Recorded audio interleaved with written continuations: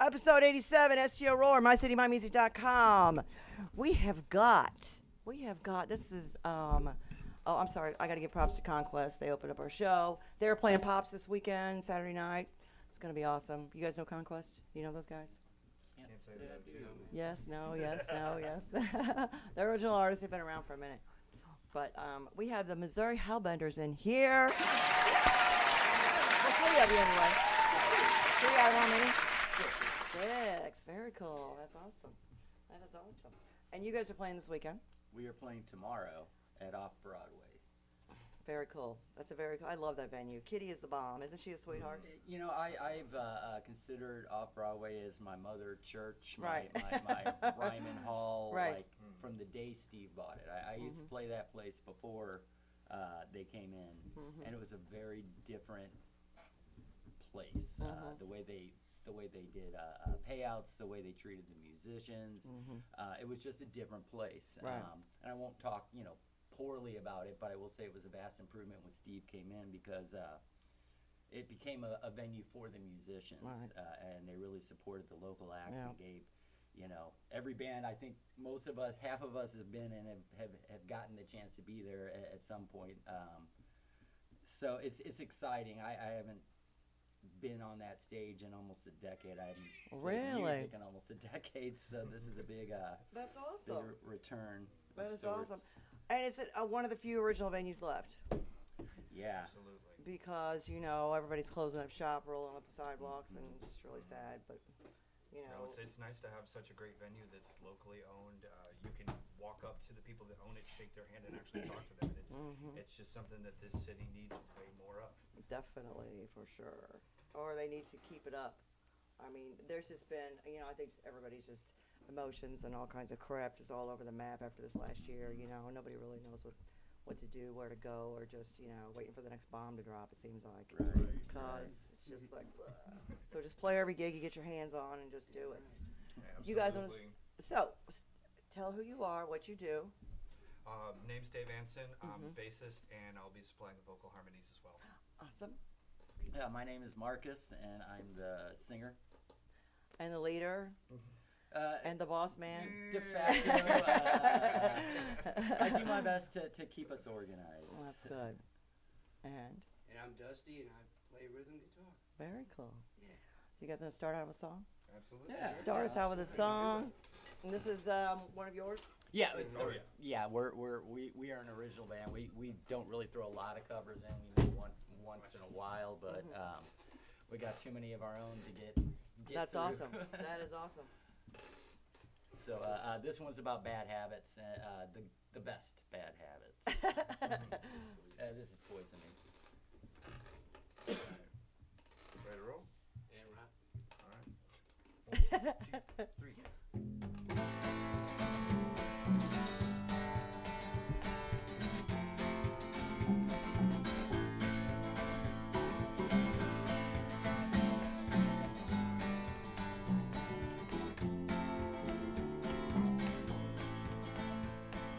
You could be my poison, or you might be the cure. Sometimes you're the devil, and other times you're pure. A part of you keeps running while the other half won't go. A part of you stays hidden while the other's just for show. You're a little dose of arsenic, impossible to see. But I have a taste for you. Won't you please come poison me? You're an angel on my shoulder, but with a demon grin. You're a devil in my ears, softly singing me a hymn. You're a little piece of heaven, though you're putting me through hell. You're a tiny drop of poison, but you go down so damn well.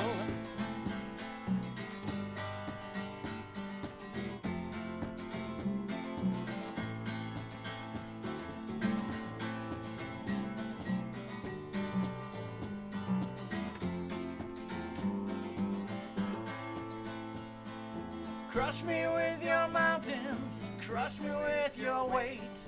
pull me down below and tell me it was fate. Go ahead and lie to me, say I'm the only one. I could be your Icarus if you'd only be my son. You're a little dose of arsenic, impossible to see. But I have a taste for you. Won't you please come poison me? You're an angel on my shoulder, but with a demon grin. You're a devil in my ears, softly singing me a hymn. You're a little piece of heaven, though you're putting me through hell. You're a tiny drop of poison, but you go down so damn well.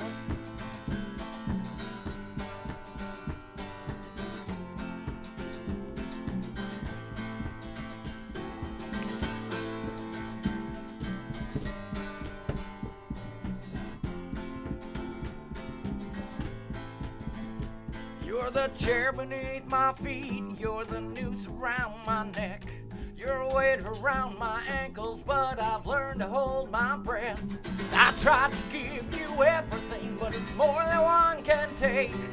You're the most addictive habit and one I'll never break. You're a little dose of arsenic, impossible to see.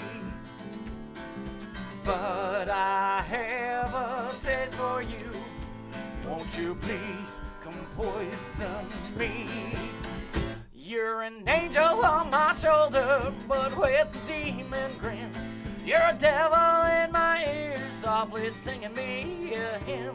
You're a little piece of heaven, though you're putting me through hell. You're a tiny drop of poison.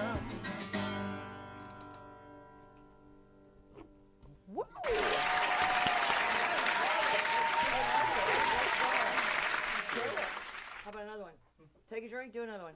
Hold on, I'm gonna take a big drink. Take a big drink.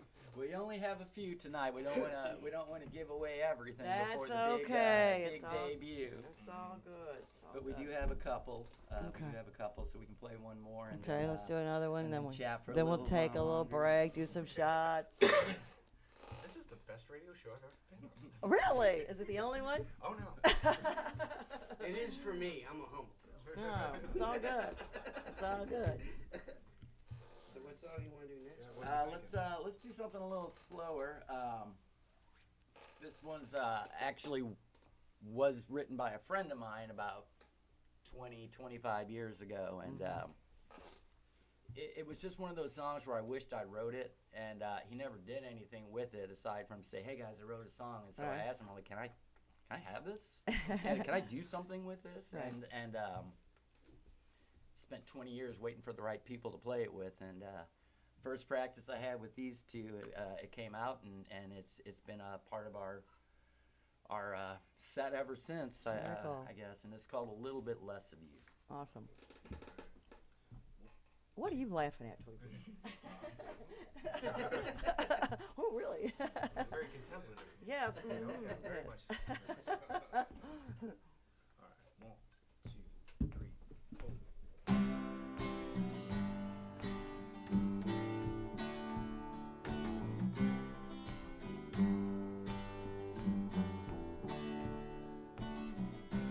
All my time, I guess it was meant to wait. Still I'm plagued by the notion it's much too late. I don't know, and I just can't believe I'll take your word for it. Just give me a little time to breathe.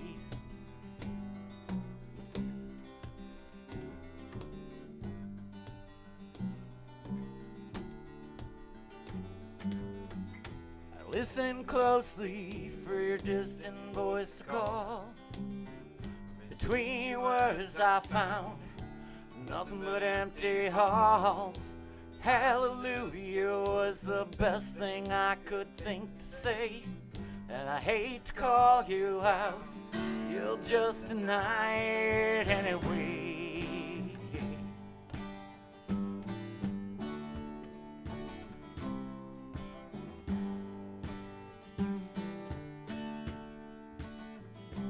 Rather I'd see a little bit less of you. And the truth be told, I don't care what else is new. And I don't wait no more, no lines ahead of me. And I can't stand now, just got up off of my bended knee.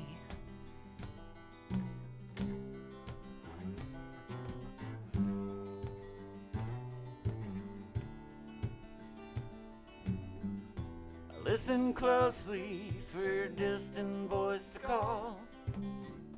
Between words I found nothing but empty halls. Hallelujah was the best thing I could think to say.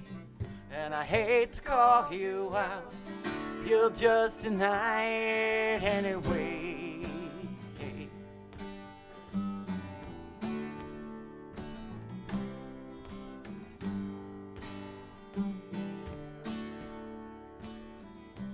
All my time, yes, it was meant to wait.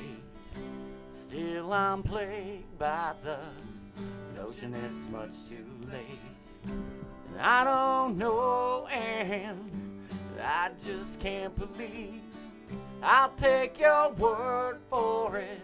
Just give me a little time to grieve. That was awesome. Props to that song. What's his name? His name is Mike Brenniger. We all called him Burger. He moved up to DC a while back, but very cool. Still one of my best and oldest friends. That's awesome. That is awesome. So, what made you decide to put the band back together, man?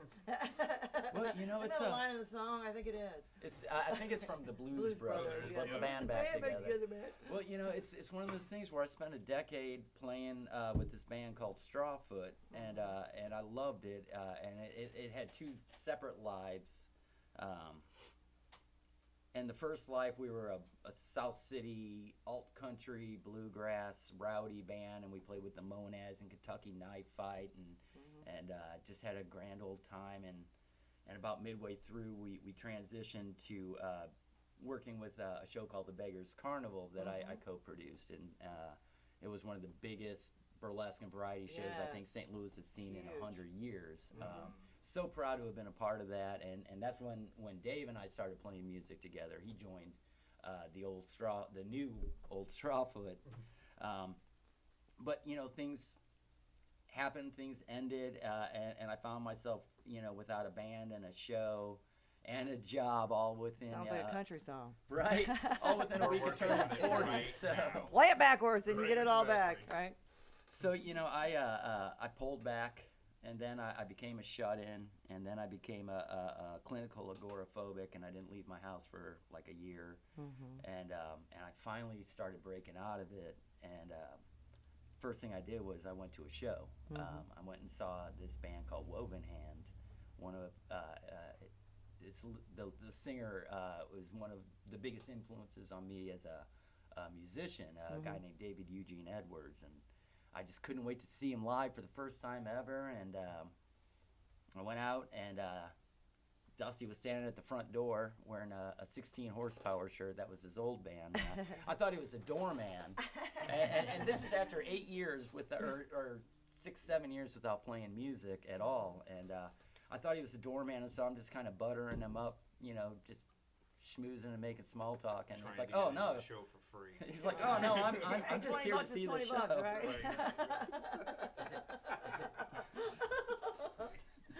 but you know, Dusty and I, we just hit it off immediately. He became like an old friend that I'd known forever.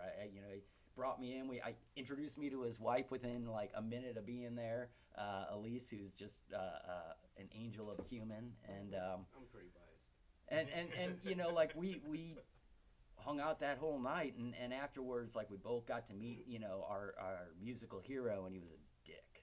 Like, it was just deflating. You never meet your heroes, is what they say, but it was something that bonded us together, and I spent like the next 6 months like trying to coax him to come over and play some music. I was like, you play guitar, you play drums, let's do something. And finally, I got him to come over to give me a haircut because he's a hairstylist by day, and I was like, hey, bring your guitar.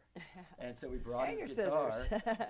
He gave me a haircut, and he pulled out his guitar, and we started like, you know, just Very cool. playing around. And we were so eye to eye on music, and I was like, do you want to start a band? And right. So the first thing we did, as soon as he said yes, like within seconds, I texted Dave. I'm like, hey, it's time. Right. And Dave's response was, well, I'm a little busy tonight. Really? I thought he meant the show was in 15 minutes. Wow. Like, Right. you know, in my defense. Right. But yeah, I knew as soon as Dusty and I said we never were, mind. as soon as Dusty and I decided we were going to start something, I knew that I absolutely didn't want to do it without Dave being a part of it too. Right. So, you know, that's how it started, and then it took us like a year to find the rest of the players, none of whom are here right now. But you know, we have a banjo player who also plays pedal steel. And what's his name? His name is Alex. He used to play once in a while with Uncle Tupelo. He's even in their liner notes for No Depression. Oh, very cool. Very important album for Oh, yeah, our definitely. genre of music. And we have Aaron on lead guitar, the man of 1,000 pedals. And It's Wes. not Aaron Griffin, is it? No. He would be the singer. But Aaron's a sweet kid. He's really. Do you know Aaron Griffin? not He's, really. He's super talented, but yeah, he's one of those. But anyway, go ahead. And then we got Wes on drums, but with 6 people and with such a last minute kind of, hey, you interested? We could only get half of us here. But Oh, that's okay. It's not a big deal. You know, I just threw it out there to see if you guys wanted to come in. So. Oh yeah, no, we appreciate it. Oh, yeah, This no, is it's a fun. lot. Yeah. I was stoked. Like, Very cool. yeah, let's do this. Why not? Yeah, it's fun. It's You know, fun. for years I had a hard time going to see live music because it just made me sad. It made me wish that I was playing music. And when it all ended, I was like, man, I remember how hard it was to start a band. I do not want to go through that again, like recruiting each individual member, putting ads in the paper. I felt like that main guy from the movie, The Commitments, that's like, you know, just Right. putting something together and Right. interviewing himself in his spare time. Right. Didn't want to do it, but then I go see bands, big, small, and I'd just be sad. I want to be on stage. I miss it. Right. And so it's really exciting that I don't know that I deserve a second chance, but I sure am excited and humbled by the fact that I get to try doing this music thing again. Well, that's awesome. Don't say you deserve it. Come on, dude. You paid your dues. Every musician has paid their dues. All the blood, sweat, and tears that you put into your art and everything. I mean, just learning it, all the equipment, the whole bit. I mean, yeah, why not?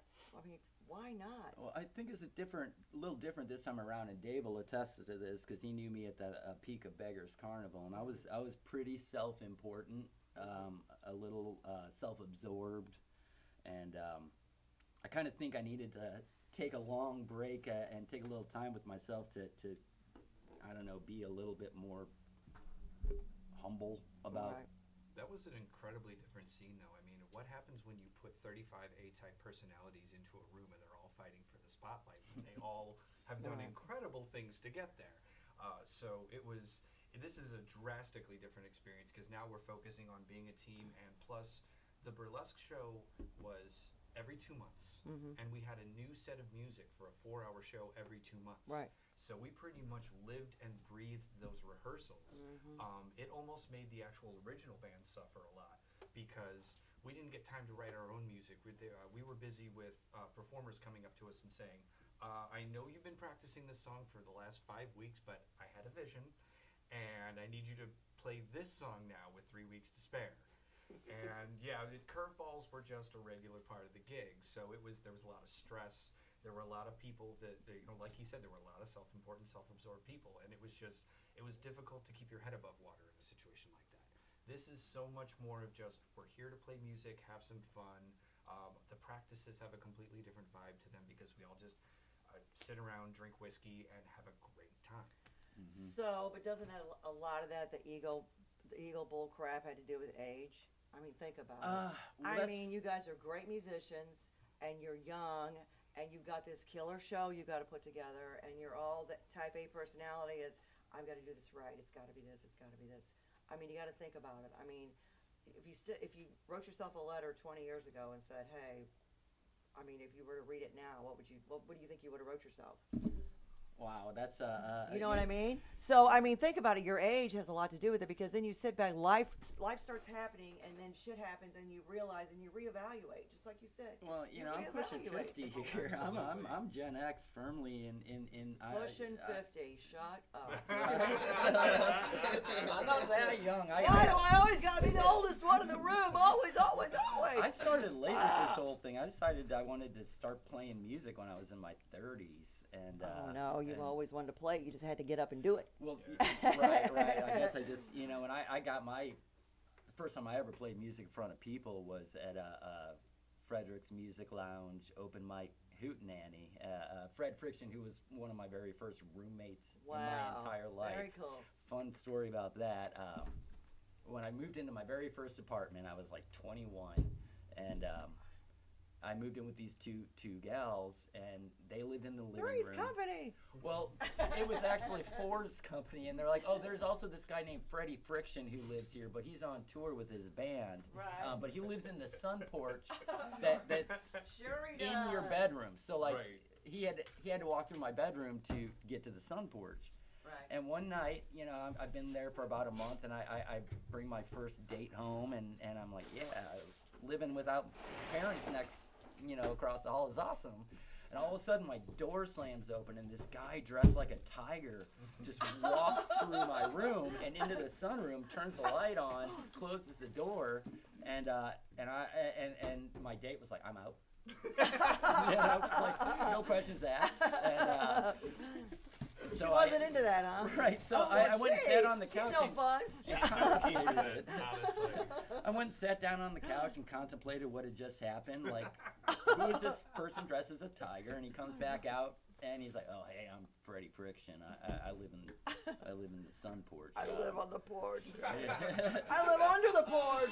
I live under the porch." And that was my introduction to adult life, and it was great. Freddie would take us up to the roof and wax poetic and do deep poetry and play his spoons and stuff. And I'm this kid from North County who was just experiencing city life. So. No cowboy. But then I came around and got to do the open mic there, and that just changed everything. I freaked out. I flubbed my lines. I jumped off stage and ripped the pickup out of like 2 guitars, and then thought, I have to do this again. Did you wear the tiger suit? I've never worn the tiger suit, but I did dress You up like a skunk. should wear the once. tiger suit. I did dress up like a skunk once. Why? Yeah, we had a gig where we were all forest animals. I dressed up as a squirrel and I had acorns and I actually threw them out at the audience. It was great. Somebody had to return my nuts to me. It was wonderful. That's awesome. And And she did. the Well, thing there you is go. this. And we've been married for 20 years. Right, exactly. She lets me kick. You want to try it? Yeah. And it's so cool to be surrounded by like such varied musicians. Like, I thought I had an idea for what we were going to sound like, which was pretty much Strawfoot, and I'm glad we're not, because I brought in, Dave, who comes from, well, he's played with a half dozen bands, in the last 2 days, I think. But Yeah, pretty much. But he's most, I think, famous for Sorry Scout, one of the best bands I think St. Louis has had in the last 20 years. And then you got Dusty over here, who used to be a little punk in bands like the Pachyderms and stuff, and you bring them in with me, and I'm like, I kind of want something gospel-y, and it just kind of all melded together so well. That's awesome. Yeah, throw in a drummer that used to play metal and a guitarist who he really does love that pedal board, and he makes some great sounds out of it.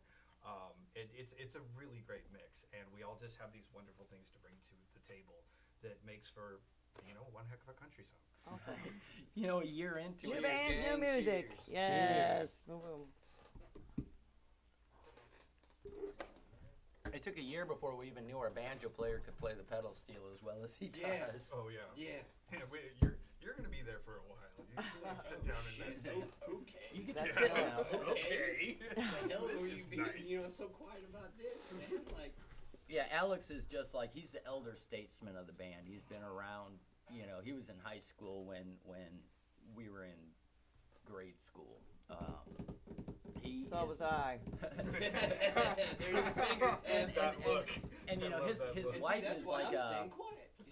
his wife was an institute of the Loop for years. She owned Zizos down in the Loop. I don't know if you've heard of that store. I miss it. I loved it. So having like someone that's like just been so embedded in what's cool, like he just gives us like points, like just for showing up. The only other person I know that plays like that is Steve Scorfino. And, what? I guess I should be. Oh my, he's never heard of Steve Scorfino. Uh-oh. Where have you been, son? I had agoraphobia and stayed for 5 Oh, years. no. Then the pandemic hit. No. Let me tell you about Steve Scorfino. Original member of REO Speedwagon. His best I've heard friend, of that. his best friend is Michael McDonald of the Doobie Brothers. They lived next door to each other. Their first band together. Steve was 13 and Michael was 11. That was their first band they put together. They've been friends ever since. Is Michael McDonald like the white-haired guy that Yes, sang got the great Dirty voice. Dancing Yeah, song? no. The Time of My Life? No, that's not him.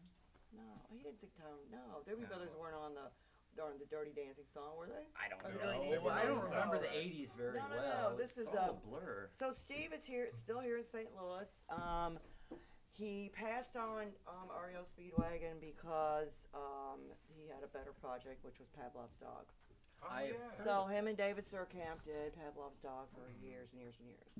And then, but David is still touring Europe with Pavlov's Dog, and Steve does his own local thing here. He's supposed to have a show this weekend, but somebody got sick in the band. I'm not sure who, but yeah. So Steve is the bomb. He's been in here. I've known him forever, and he's got the best stories, and he's just a great musician. He's a blast. I mean, it's a lot of fun. I listened to like a half dozen of your shows this afternoon while I was working, just to kind of get an idea of what happens, what goes on in these Whatever things. we want. And yeah, I had a lot of fun. I got to learn. Yeah, I've been out of the loop.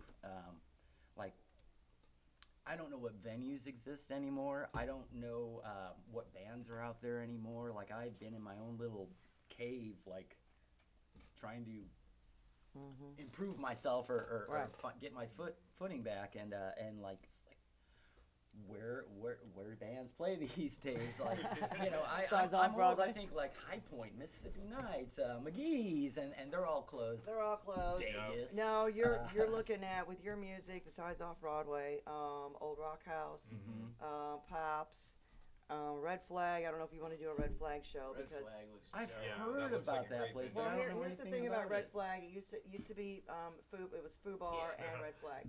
Now, but Yeah, no, it's way better now. It's okay. it's a cooler venue. But here's the thing: he's changed the deal at the door. So if you want to do a show at Red Flag, your best bet is to get 2 or 3 bands to do it with you. And they give you a stack of tickets. You've got to sell Oh, pay to the play. tickets. Pay to play. It's a pay to play. If you don't sell the tickets, you got to pay him back for the tickets you didn't sell. So we're not and then playing he the still Red Flag anytime charges the soon. door. Yes. No, I prefer to play with 2 or 3 bands every show. You get Right. to share your fans. You get to like let new people hear your stuff, and your people get to hear their stuff. This show tomorrow night, I'm especially excited because we're playing with like 2 very special groups. Well, Yes. one's just a person, and the other's a group. But we're playing with River Despair, and they've been together for I guess about 10 years now, about 10 years. and they are the original members of Strawfoot, minus me, and a couple other people. But the original bass player Eric, and the original violinist Jen, who's just a phenomenally talented violinist, and Bauer, the banjo player from Strawfoot. He took the reins, and he's an incredible songwriter. He's got a powerful voice. They got a guitarist named Matt in there to play guitar, Right, and he's got the fastest fingers this side of Billy Strings. So like it's kind of like a reunion, a Strawfoot reunion, but without us like getting up there and rehashing old stuff. We get to like see what we've how we've grown. Right. And then in between these two bands is a guy named Pat Egan. Mm-hmm. And Pat Egan used to be in a band called the Monads. Yes. And I played 100 shows with the Monads easy. They were our best friends in the music world. We had a deal back in the day, like any show we played, the Monads were automatically on the guest list, and vice versa. And so getting to play with Pat again is just so exciting. He's so incredibly talented as a musician, a singer, a songwriter, and arranger. So it's just like an old-fashioned night from like 2003 coming back around at Off-Broadway, and I just couldn't be more excited about how much talent the Hellbenders are getting to be surrounded by. And of course, a genuinely St. Louis thing. I went to high school with Pat Egan. We both graduated in 2000 from SLU High. SLU High, where'd you yes. go? I'm North County. I went to Hazelwood Hazelwood, West, class of one of the 92. Hazelwoods. What about you? I'm a Lee May boy, man. I graduated from Melville in 2003. Killing me.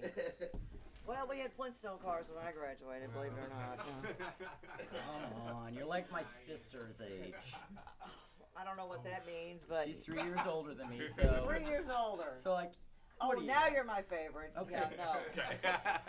I I graduated from a brand new high school, class of 1980, St. Charles West. St. Charles. We whooped up all over Hazelwood. Oh, 'Cause we- were the everybody did. We were the GAC champs, and it was only our second year. I mean, Oh, that's there was awesome.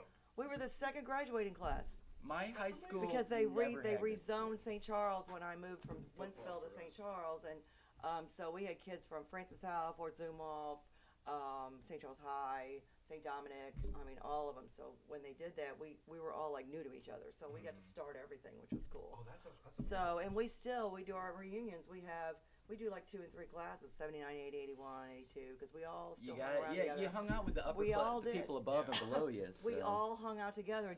There weren't the cliques and the all this separation of as far as who you run around with, because we all ran around together.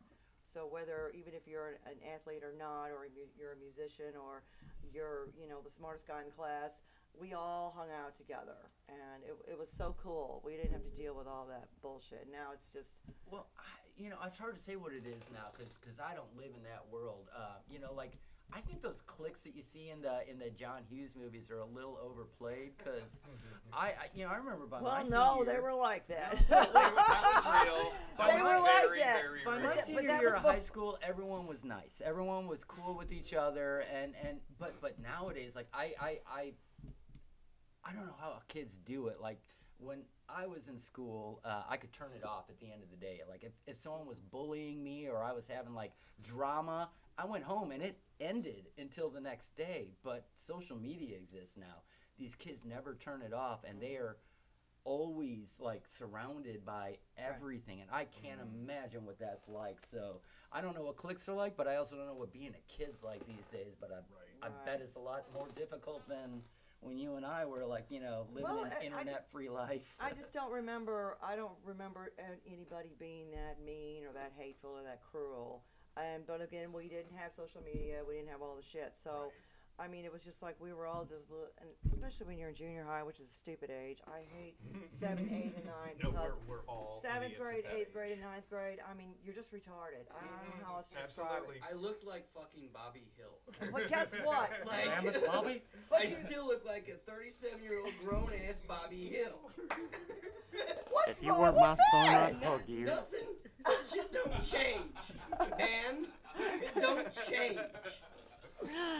But guess what? It's really not that big of a deal, is it? No, not when you got yeah. a beautiful wife and 3.5 gorgeous children. I Well, think the guess fourth one's what? You coming in know like what? a It's month, all right? in your head because nobody judges you by what you think you look like because guess what? It's not really what you think. Plus, he's a very handsome man. I mean, you can't see him on the radio. Like, I got a face built for radio, there but is- he Oh wears no, a there's good cameras staff. all There's over. a camera trained on him, and he's Yeah. He's trying to hide his face with the headstock of his guitar, but it's not working. Right. So I can see the view from here. He's almost got his face hidden by the headstock, but it's not quite working. And I'm Well, not going to tell so him how to do it. okay, so my version is my version is I'm just that bastard. no.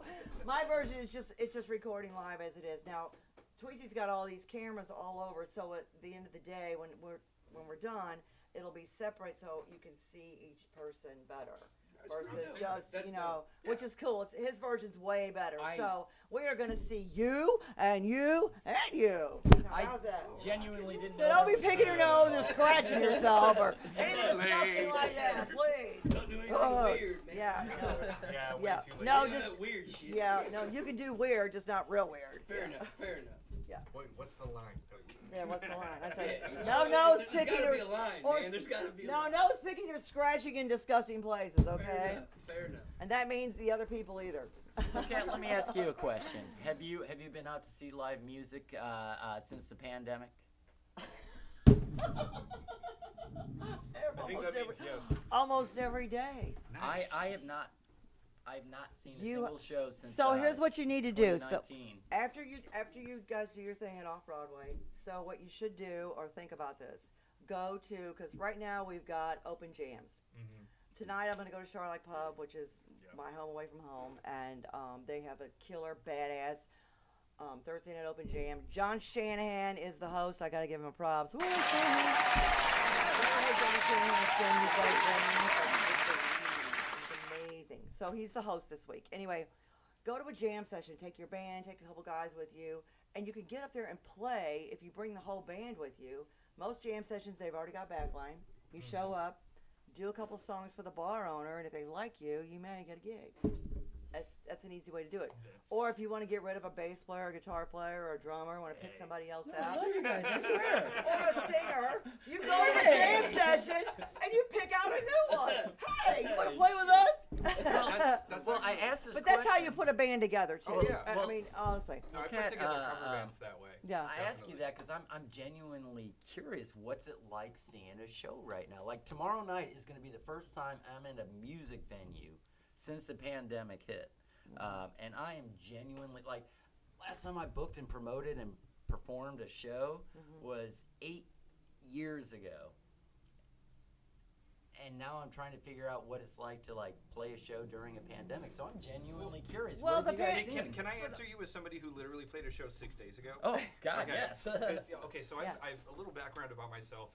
In between doing original music, I'm a cover band whore, and I actually spend a little bit of time being in 2 or 3 cover bands at a time. So Which Charlotte- cover bands are you in now? right now, I'm working with Josh Eaker from Brother Lee and the Leather Jackals. Oh, I love Brother Lee. Are you kidding me? He Oh, does. he's He still does my a heart. cover act called. They've been on the Idols. show. They're freaking awesome. They're amazing. They people, are. They're great. And their music is amazing. Yes. And I love working with him. He's Super so cool. much fun to work with. He does a solo act called Just Joshing Around. Right. And we actually played 2 gigs last Saturday. We played a 2-hour set at a retirement home, which was kind of fun. 50s and 60s doo-wop kind of stuff. And then we played out in Festus at a bar. And bar gigs are still bar gigs. There's still that same thing. People want that music sitting in the background that they know and they love. They want to hear it. They want to be able to tap into that part of themselves. So that scene has not changed since I started playing with. I mean, I could probably name off a bunch of cover bands that Right. don't exist anymore. But yeah, it's that same wonderful atmosphere that people want to go out. They want to have a couple drinks. They want to have a great time. Occasionally sing along to the lyrics and just spend an evening in the presence of live music. But it seems like the solos and duos. I mean, when the pandemic, I want to say broke, where people were going to start going out again. Guy Kingsbury was the first guy to go out and play. St. Charles Music House. I mean, a lot of the venues there was only like a handful of them that were even actually opening. And those were the ones who've been around forever, and they had their regular people that come in regardless if there's music or not. And Lehman, the owner, said, I'm not paying a band, but if you want to come in and play, and Guy said, I'll come in and play for tips. He made more money that first night. Oh, yeah. Lehman even flipped a $100 bill into his tip jar. So Guy Kingsbury, who is a one-man powerhouse, phenomenal musician. Do you know Guy Kingsbury? Yeah, I've definitely seen him out. Super nice. I mean, yeah. lived through 2 heart attacks. He's freaking killer. He's great. So, I mean, but the solos and duo acts started going out more and more because bars couldn't afford a whole band, but if the band wanted to play for tips only, they would let them. So it was, it was a slow transition to get the music back in there. But it's still not 150% like it used to be. But It's they're- just not right. going to be. They're getting there. It's getting slowly but surely. But the solos and duos are killing it. Yep. And they really are, because some people don't want to hear the same 70s and 80s music screaming in their. They want to hear music, but they want to be able to talk. Right. They want to eat. They want to, but they still want the music. They want the live Right. music. So to me, it's just, it makes for an easier night because. And it's a funny dichotomy because they're hyper excited about getting the music back, but like you said, they don't want that level where they have to walk Scream outside. at somebody, Yeah, yes. scream at somebody. So that's what we've been finding, because people will just walk up and I had a 65, 70-year-old guy come up and give us the rock and drop a 20 into our tip jar, and it was exactly what he needed because he hadn't had it in a year and a half. Right. I can't imagine what it's like for full-time working musicians. That's a joy of this band is we all have day jobs, we all have Right. careers that a lot of us are passionate. Some of us are passionate about. None of us are in this band because we're trying to make money or pay rent or do anything like that. Well, So, not any musician can be And- that way. Yeah. It's not there. But there are a lot of people, and they're playing 4 nights a week, 3 nights a week, and, Yeah. and that's dangerous because I see a band I like, and I won't name any specific, but can.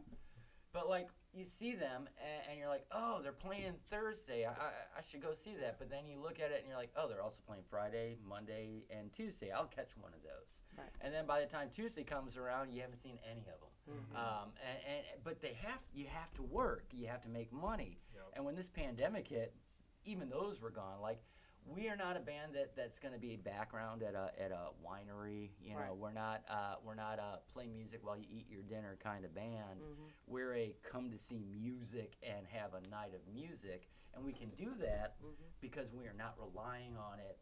So it takes the pressure off of producing for livelihood and allows us to produce completely from a place of art.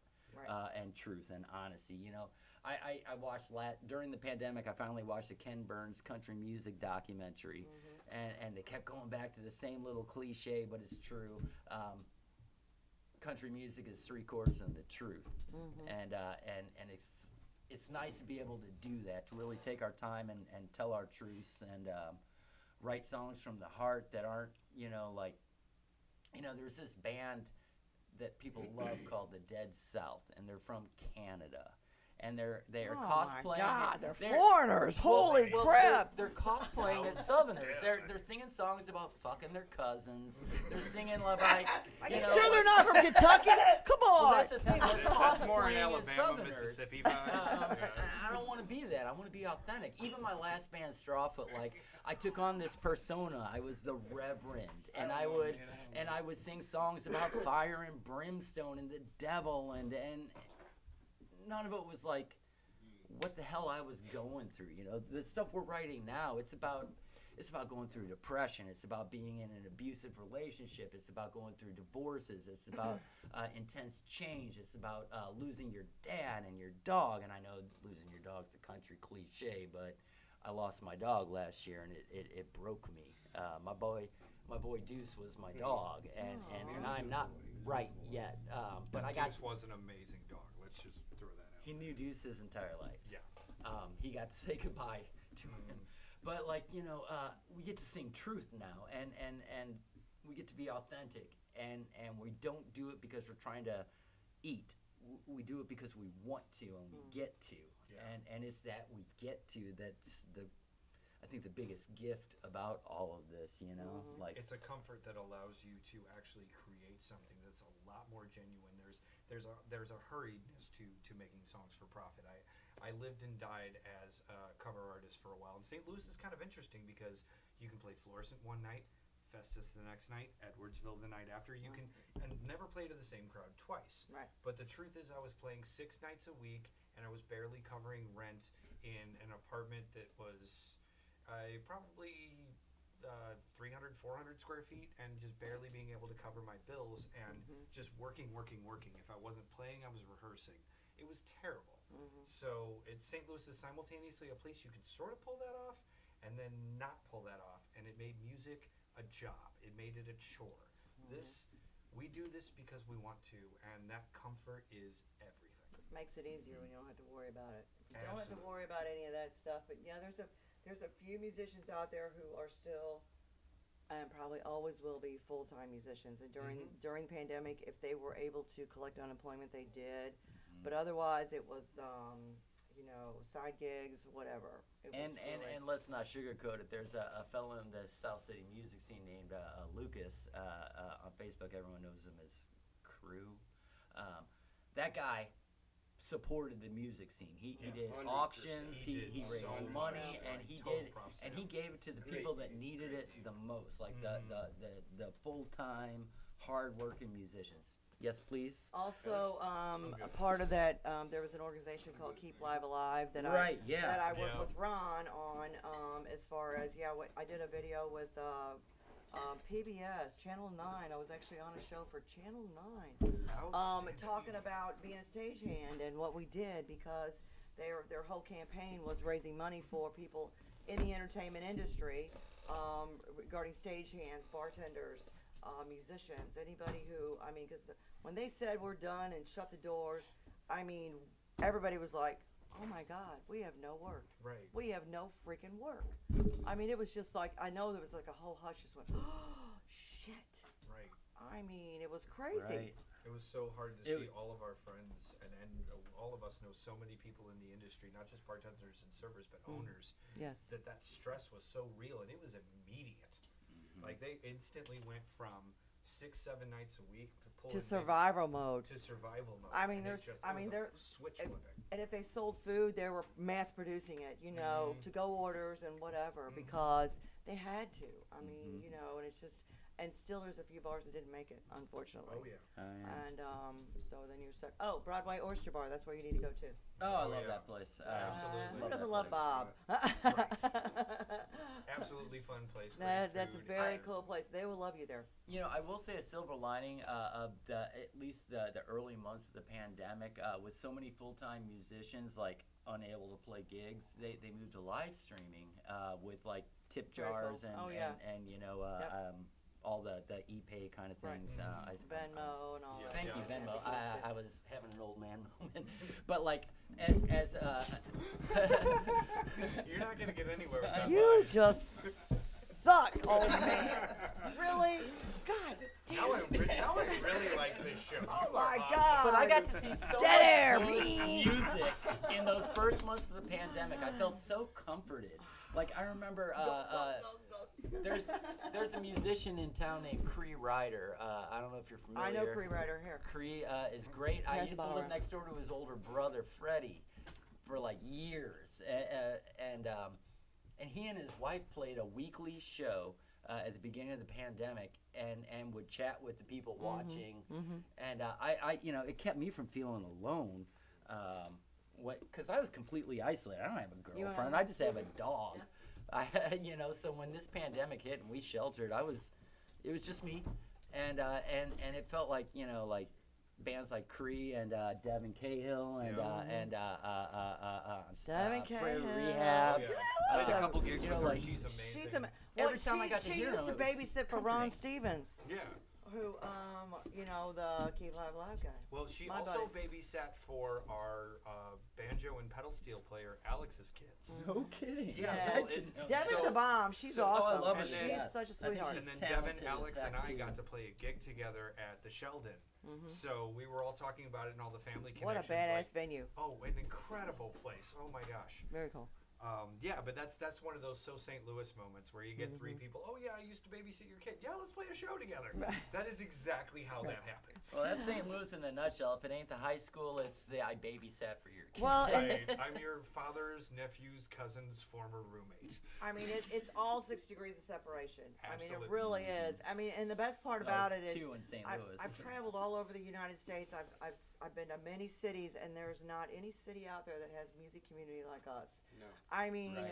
The way we do things before the pandemic is booking every bar with every band, all music 24/7, and then no matter what, how many egos and attitudes you got to deal with when push comes to shove. we come together.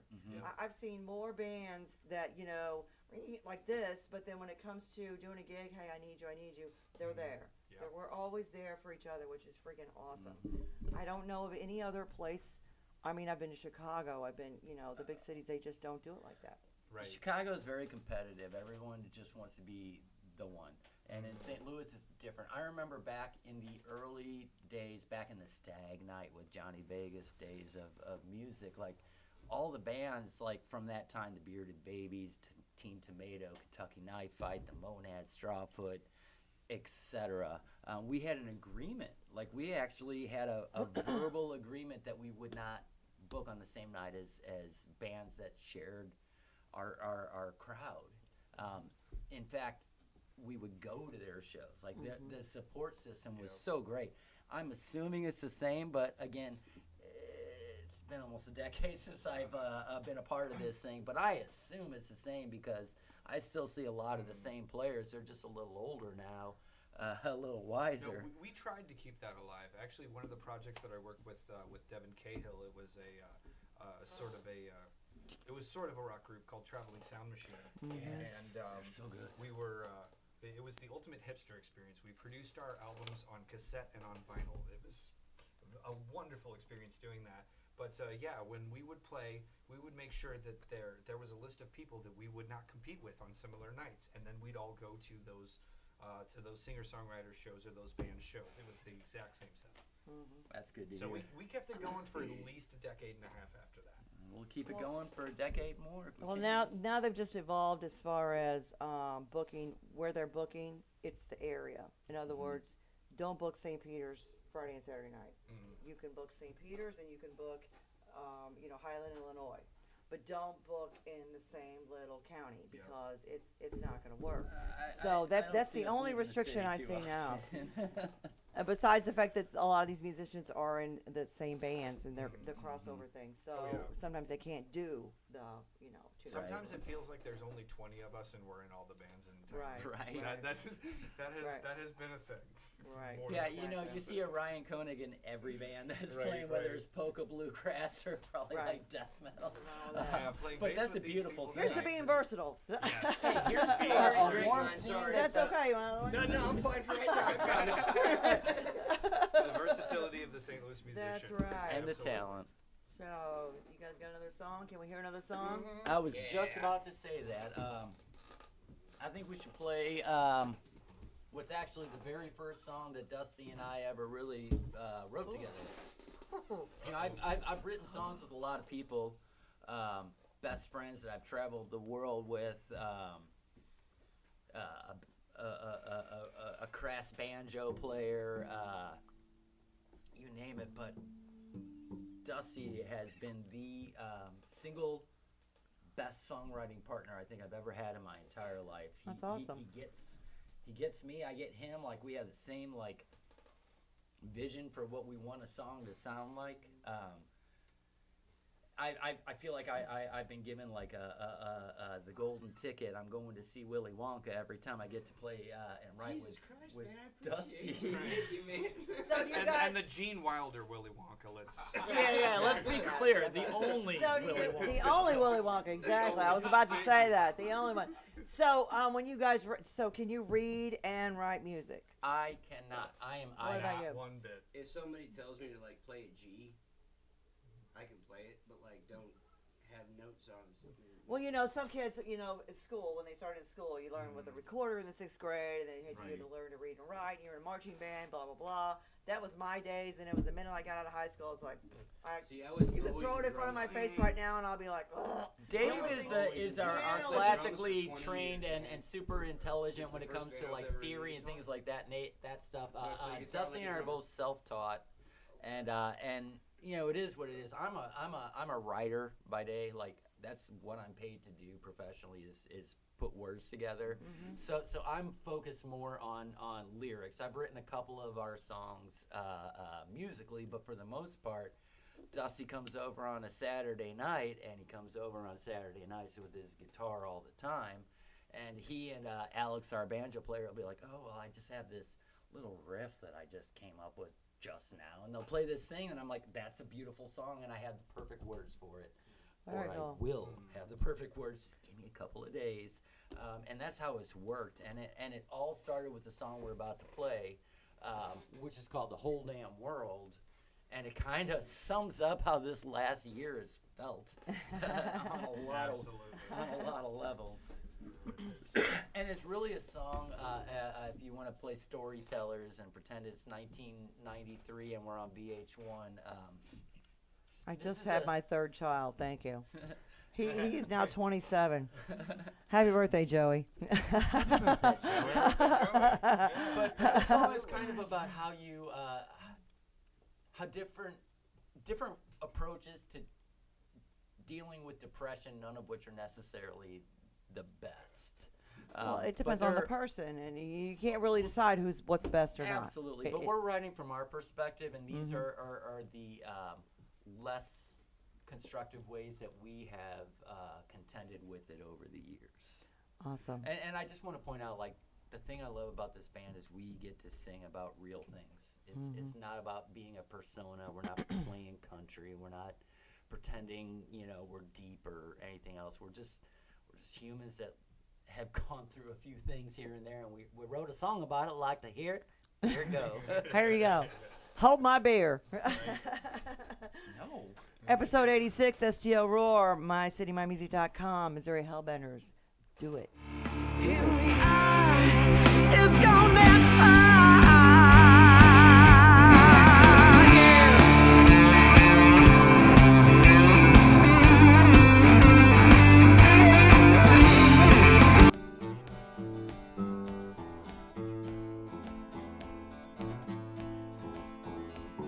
Doctor, I don't need no prescription pills.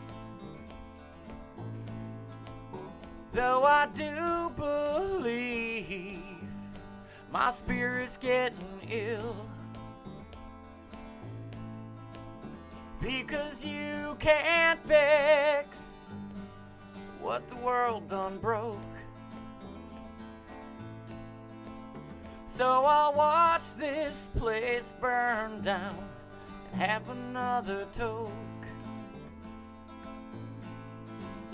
'Cause this whole damn world is gonna end today. But if I had it my way, it would have ended yesterday. 'Cause the whole damn world ended today.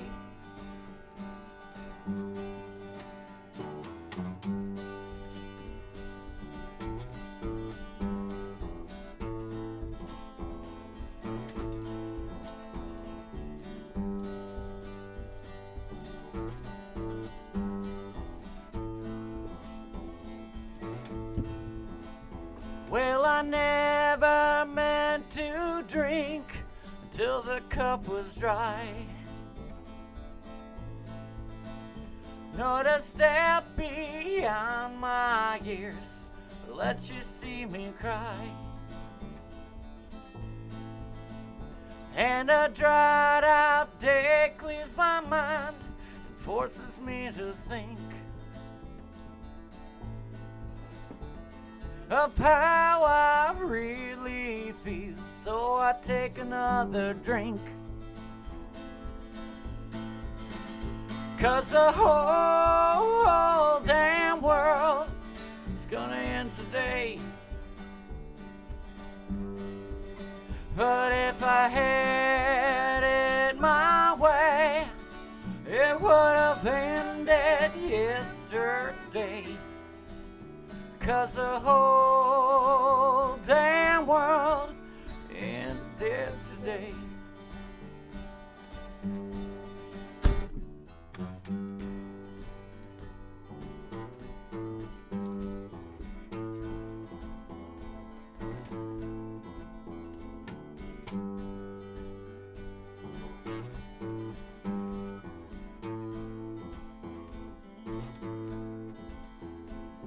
Take your family and head out for the hills, Watch this whole damn place, man, it's standing still. And the birds are stuck in place, the wind don't make no sound. Well, I guess the Lord got mad when I tried to steal his crown. 'Cause the whole damn world is gonna end today. But if I had it my way, it would have ended yesterday. 'Cause the whole damn world, I said this whole goddamn world, yeah, this whole fucking world ended today.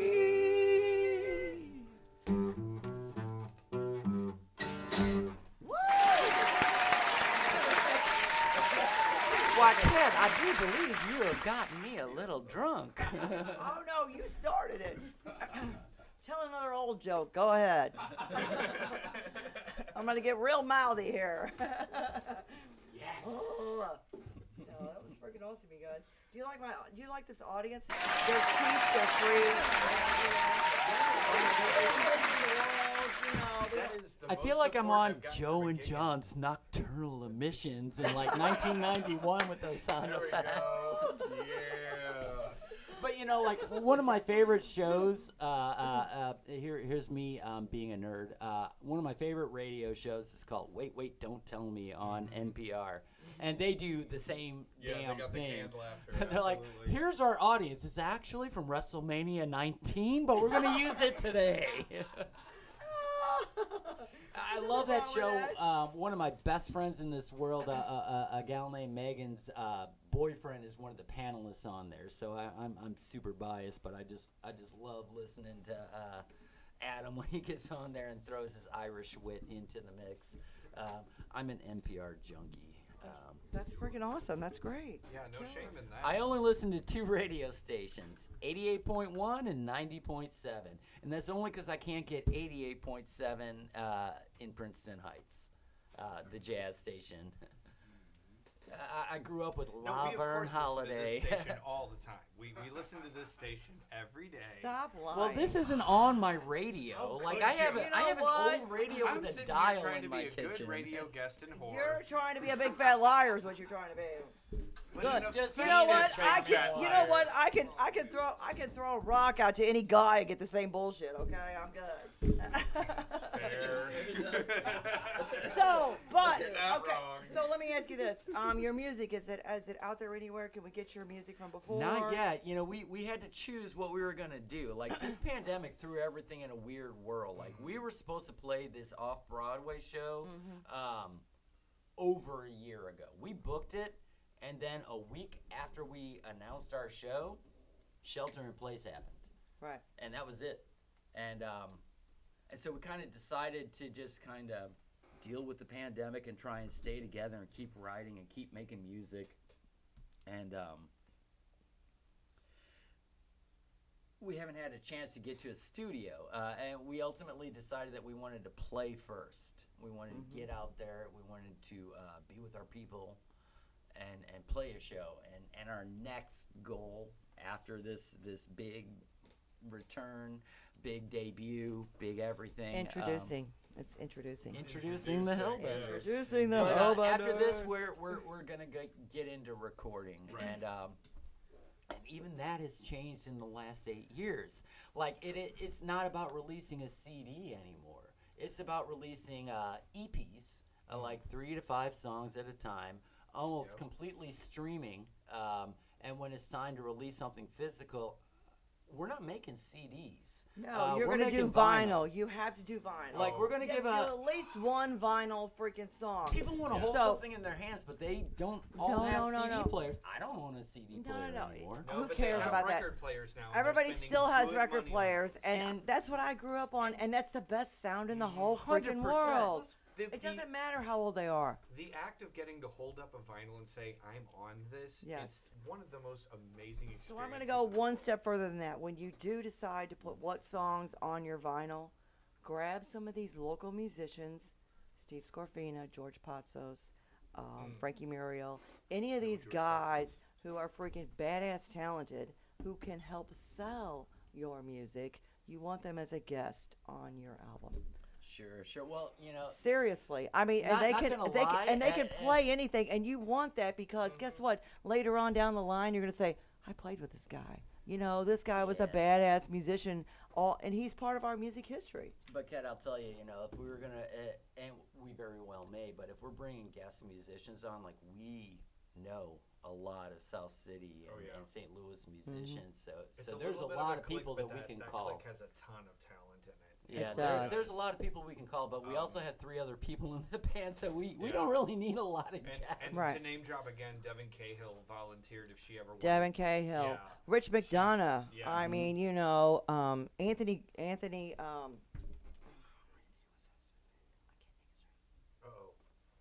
Anthony Gomes. Oh, there we go. Anthony Gomes is the whiskey got bomb. to you. It's I know it is. I'm a It's little totally drunk. fine. I don't drink. Like I this. do, but you But you I still don't. you I'm still a keep pouring lightweight. shots, and it's like, oh, it's Thursday. You've had Tomorrow, two. like, You've know, had I've two. had I 3, have to be at work and at 6 a.m. and I don't tomorrow wanna I have hear a it from corporate any of you. retreat at my day job. I gotta get up really early and go talk about corporate Listen to buzzwords this and guy. things. So like, Listen to this. Can you Thank hear you. the I'm gonna be tiny hungover violin, for work. tiny Hold on, tunes, hold on, I tiny gotta- tears? I Can you gotta hear tune it? it. I just want to There it apologize is. to all my Yeah, it's a coworkers in tearjerker. advance for Tiny my tears mood on there. tomorrow. Oh, let's Do we have see. tiny This is tears? all I Oh, yeah. have. There we go.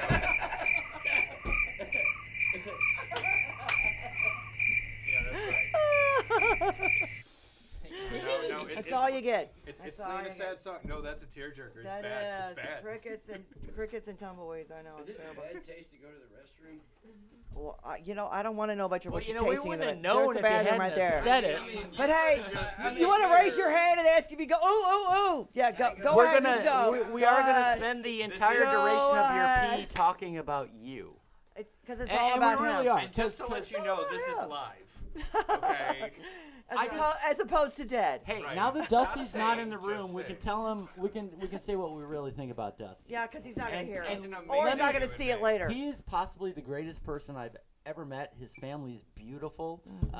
He has 3 beautiful kids, and he's about to have his 4th What? in about a month. And I love those boys. Like every time we practice at Dusty's house, and every night, like we play our big practice, and then we take a break. So like the 30-year smokers like me can smoke. You're not even 30 years old. What are you talking about? 30-year smokers.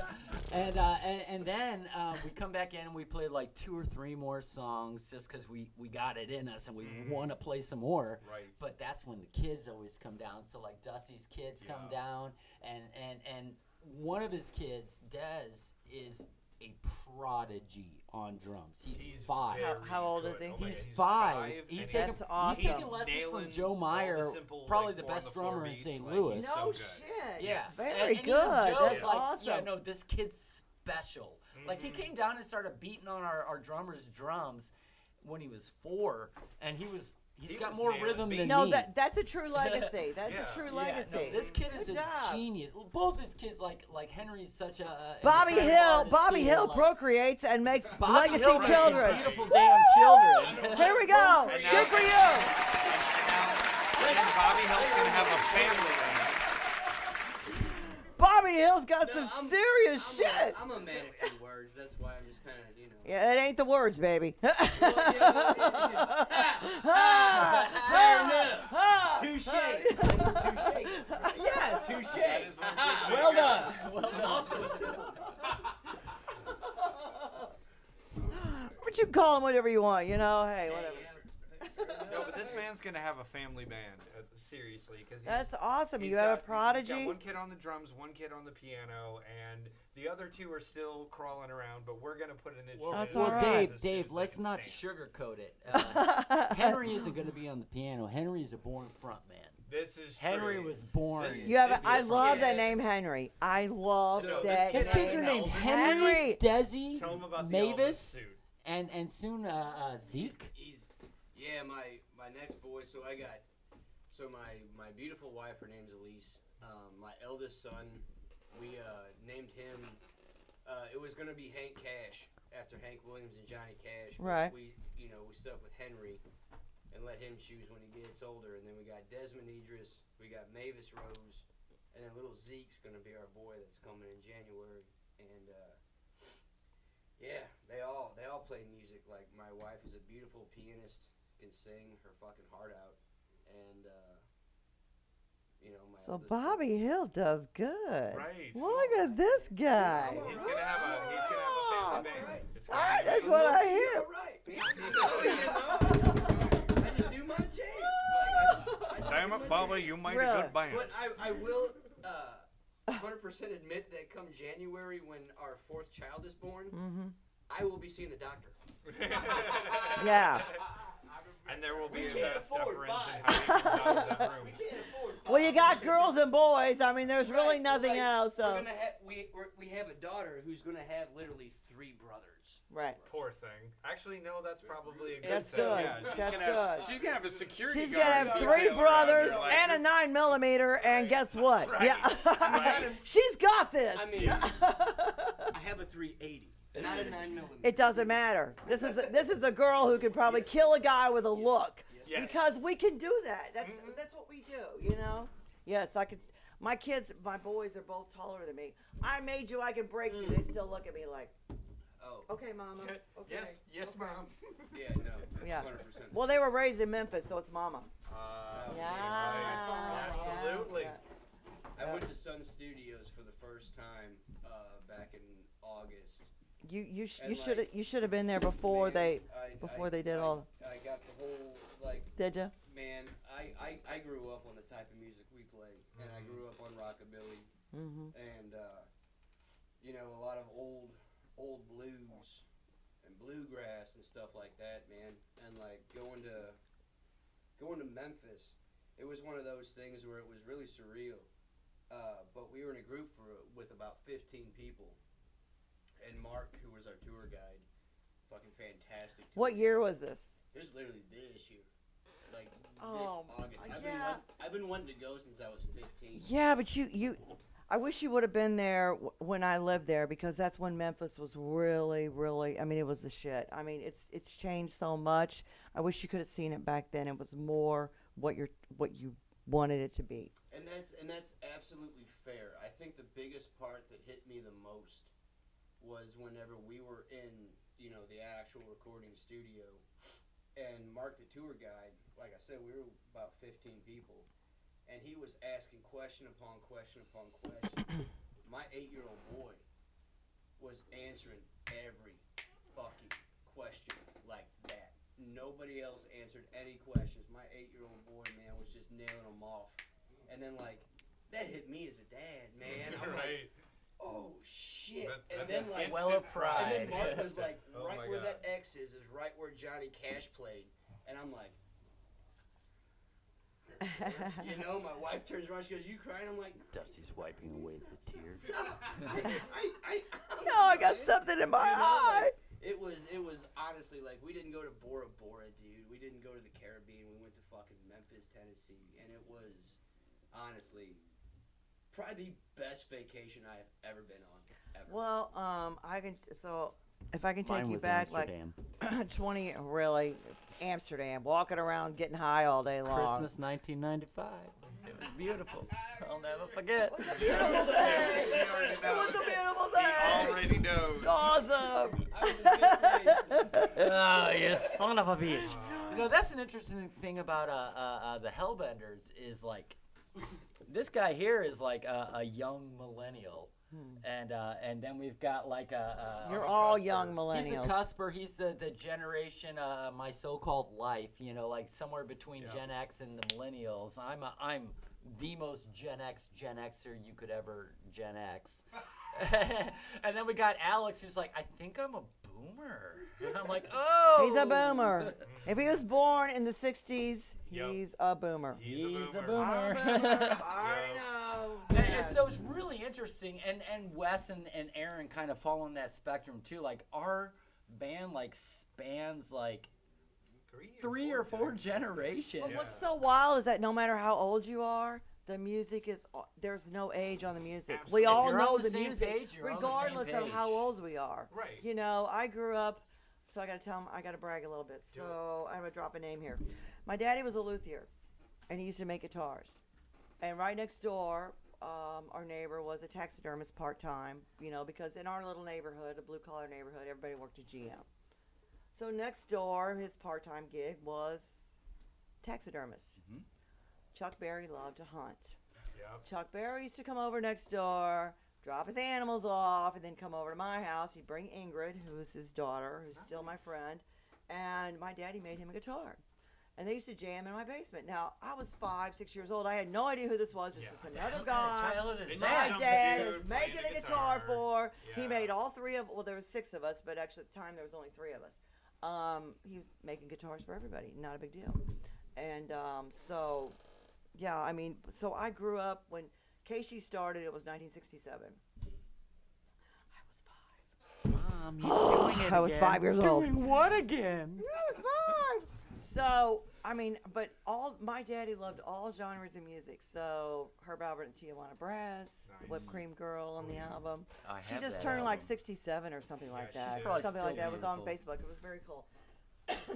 But he loved Steppenwolf. He loved Golden Earring. He loved, you know, all the classics.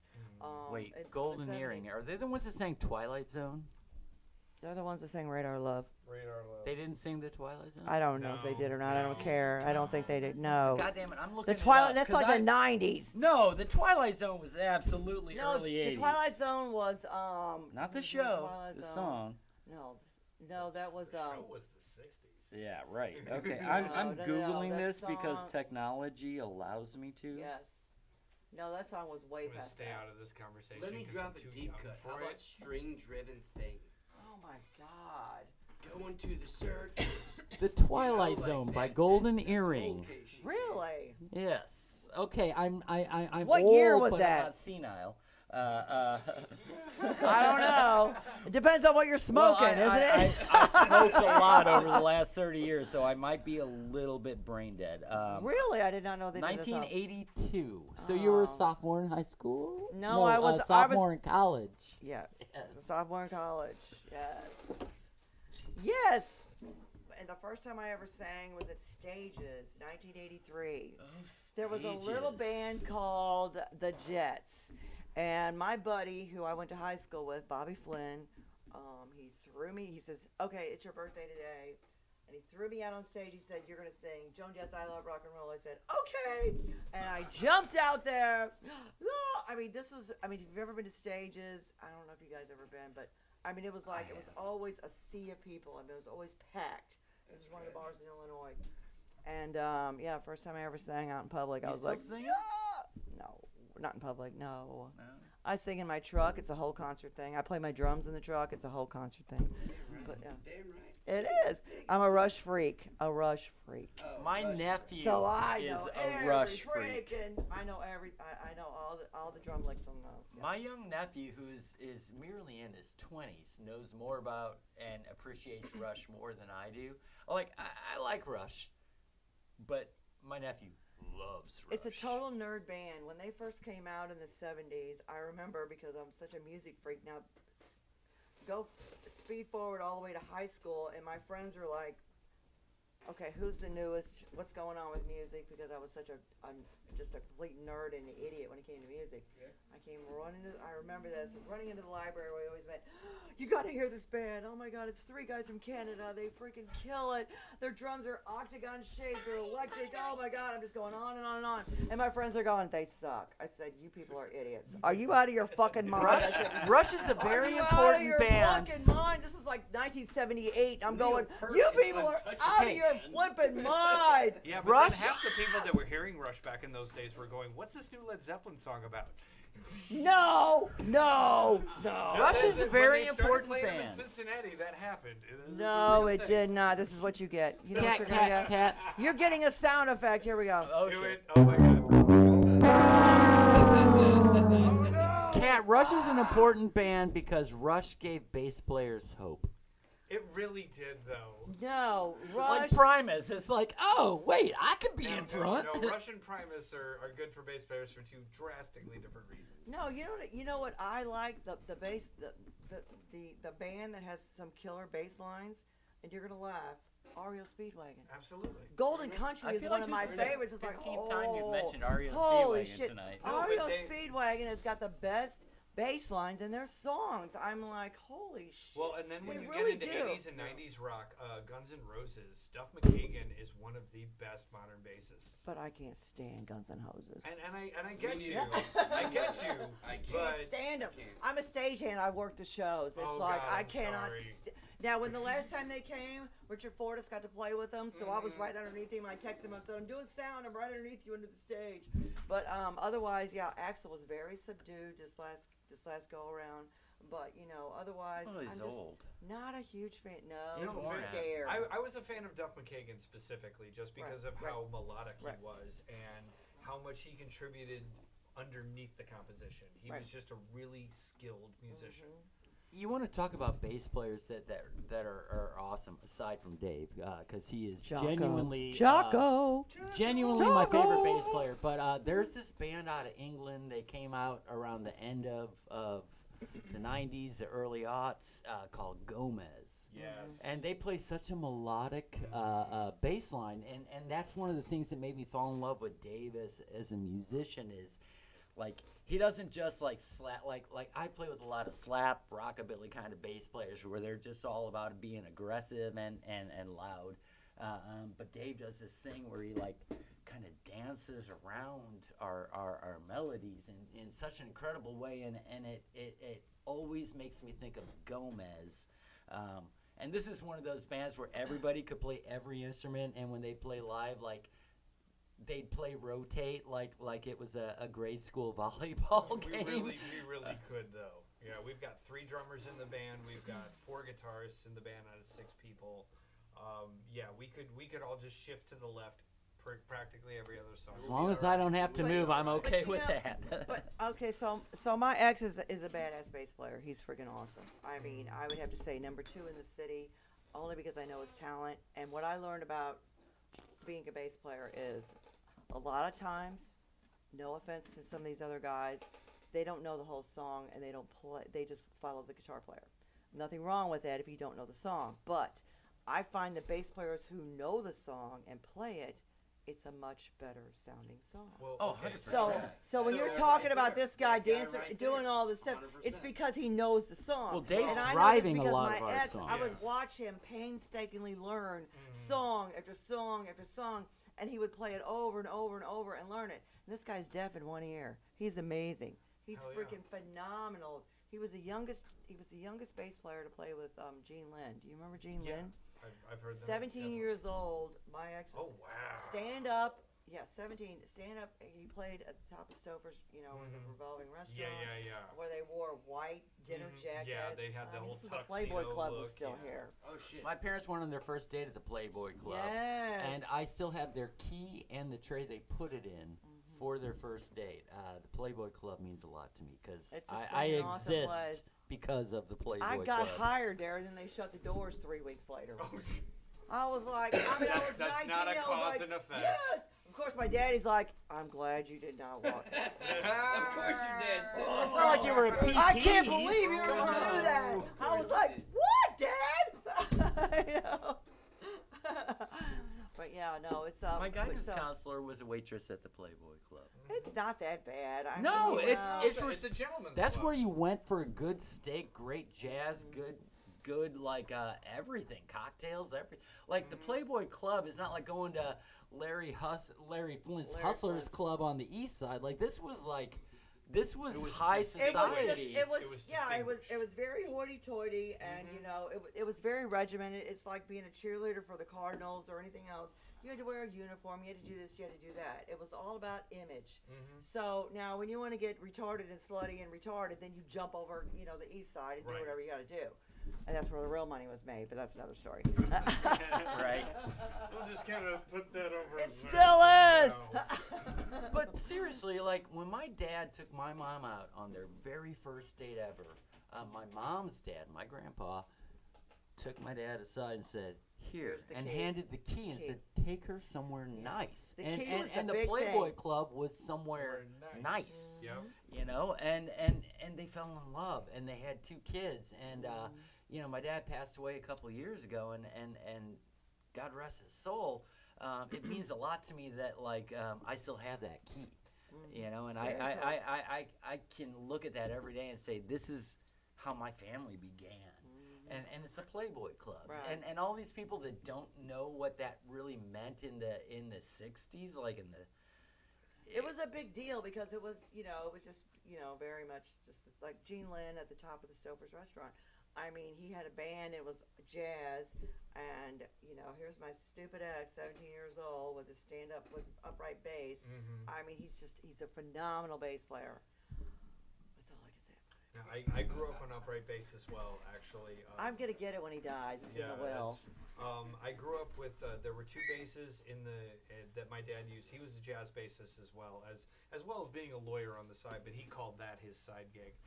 So was my ex. I call right. him, he's a bass player who moonlights as an attorney. No, because that's what they this do. Is precisely. Yes, Oh my yes, God, you know the yes. struggle. I know the Um, struggle. But there was the World War II era K. It was a 1945 K upright, and then there was an early 80s precision fretless. So I used to joke with people that between 2 basses there were 0 frets and only 1 pickup. The fretless, and he's got it Yep. literally cries when you play it, does it not? Oh, it absolutely does. You literally can make it cries. sing. You can make No it cry. shit. I mean, the you can first make time it he said that, I scream. said, what? And he played it, I went, oh my God, Yep. it does. It literally cries. And the thing is, I've got this fretted bass right here, but tomorrow I'm going to be playing a 5-string fretless. I love fretless bass. I love the personality of it. I love the ability to float on it. And there's just so much more dynamic to the way that you hit a note with a fretless And you can bass. manipulate the sound better. Absolutely. You have all the freedom in the whole world to make it sound the way it's supposed to sound. Absolutely. But, and I've also get 2 Federo basses. That's all he buys is Federo. Oh, gosh. From Joey Federo in New Jersey. I've talked to him more than once. You got to know the story about Federo basses. Yes, they are Federo incredible. basses are made in New Jersey. Fair enough. No, I've seen. I'm Jersey. friends with Now, them on when you- Instagram. Oh my gosh. When you order a Federo bass, it's a 9-month process. You gotta have a name. You gotta name the bass. Yep. Now, when you order it, you pick out the wood, you pick out the color, you pick out how many strings you want. You want it right or left. You want every detail. You pick it out, and you have to give it a name. Yep. So my name is in Ivory on headstock on 2 of those. He's Oh, got that's like beautiful. 10 of them. Minimum price $15,000. Yep. Damn. Yep. But it's a 9-month process like a That's one of baby. my No, but it gives car. you exactly the instrument that you want. And the sound is, I can't even tell you about the sound. It is phenomenal. They're incredible. I've sat down with one at Chicago Music Exchange, and I about died because I could either have this bass or my car. And It's so close. I What do you think do? What do you do? What do you do? the Now you right gotta know thing, the- I guess. Yeah, but the Federo bass, Jury's still out. it's got a butterfly on the headstock. That's Yep. their Oh namesake. yeah. But it's amazing. I think he has at least 10 of them now. But Oh, so it's just like, I know when I They're first so wonderful. met him, he said, "Listen to this bass." I said, "Oh my God, it's No, amazing." They're so smooth. And the one I sat down with was a fretted bass, and it played like a fretless. I was able to slide in between notes. It sounded so amazing. And I was like, get this off of me before I sacrifice my living space in my car to buy it. Oh my gosh, somebody please get this away. I know. There's just something about him. I swear But to God. when I finally found my bass, the thing is, I grew up with Nice. looking at just literally a slab of wood with no frets, no nothing. I learned my intervals. So finding this bass that I have right now, it's from a brand called Court, which they do kind of mid and cheaper stuff. But the Kerbo bass is just a brilliant sounding bass, and the neck just has 5 strings, no frets, no dots, no markers, no nothing. and you're responsible for knowing the notes yourself. That's how I grew up, and it's how I love to play. And yeah, I've got a couple Fender Precisions. I've got a Gibson bass. I've even got a BC Rich Warlock, because everyone should have a metal bass. But getting back to that fretless and getting back to the roots of what I used to do, it's just an incredible feeling, and I love the responsiveness of that. Fun story about Dave Upright Basses and the Missouri Hellbenders. Oh my gosh. Early I know what he's in about to this do. band's career, That's career when I that lived in has not had a Dutchtown, gig man. I lived yet. in But Dutchtown. early in our time together, we were playing at Dusty's old house before he moved back to Afton. And you know, the first time I went over there to play music with him, we're out in the backyard, and I hear, like, I don't know, fireworks or something. And I look at him, he's like, They no, were no, gunshots. those are gunshots. That's It's absolutely Dutchtown. They a were submachine gun. gunshots. What I'm were like, you shooting? She's What gonna have was it? An AR-15? It was absolutely a fully Automatic rifle, yeah. Oh, was that all? So like, I yeah, got that in my Talk head. to me when you're Me, doing when I you're just shooting kinda- something I big. just kind of stood there, and I was just sipping my beer, just standing there, and I'm like, "Yep, that's just gonna happen." And he's like, "What was that? What was that?" I'm like, "Man, you'll be all right." He goes, "Was that gunshots?" I'm like, "Yeah, oh, man, you'll be all right." It's like it's going exactly something. I'm like, what "All right, that man, let's go inside then." Like, shit. So we go It's inside. 5:00 in the afternoon. It's gonna pop off. It's gonna pop off. So we Shit go happened. inside. So we go inside, and we're playing, and Dave's playing this like cheap upright bass that Dusty just has, and it's got not a. cheap. Watch your It's- mouth there, buddy. It's a decent bass, but I've also smashed it a couple times. It's got rebar going through it. It's my Frankenstein. It's been upright bass. modified. So it's got a it's got a a- Frankenstein bass. It's man. got a few modifications. And it's It's got some a- love.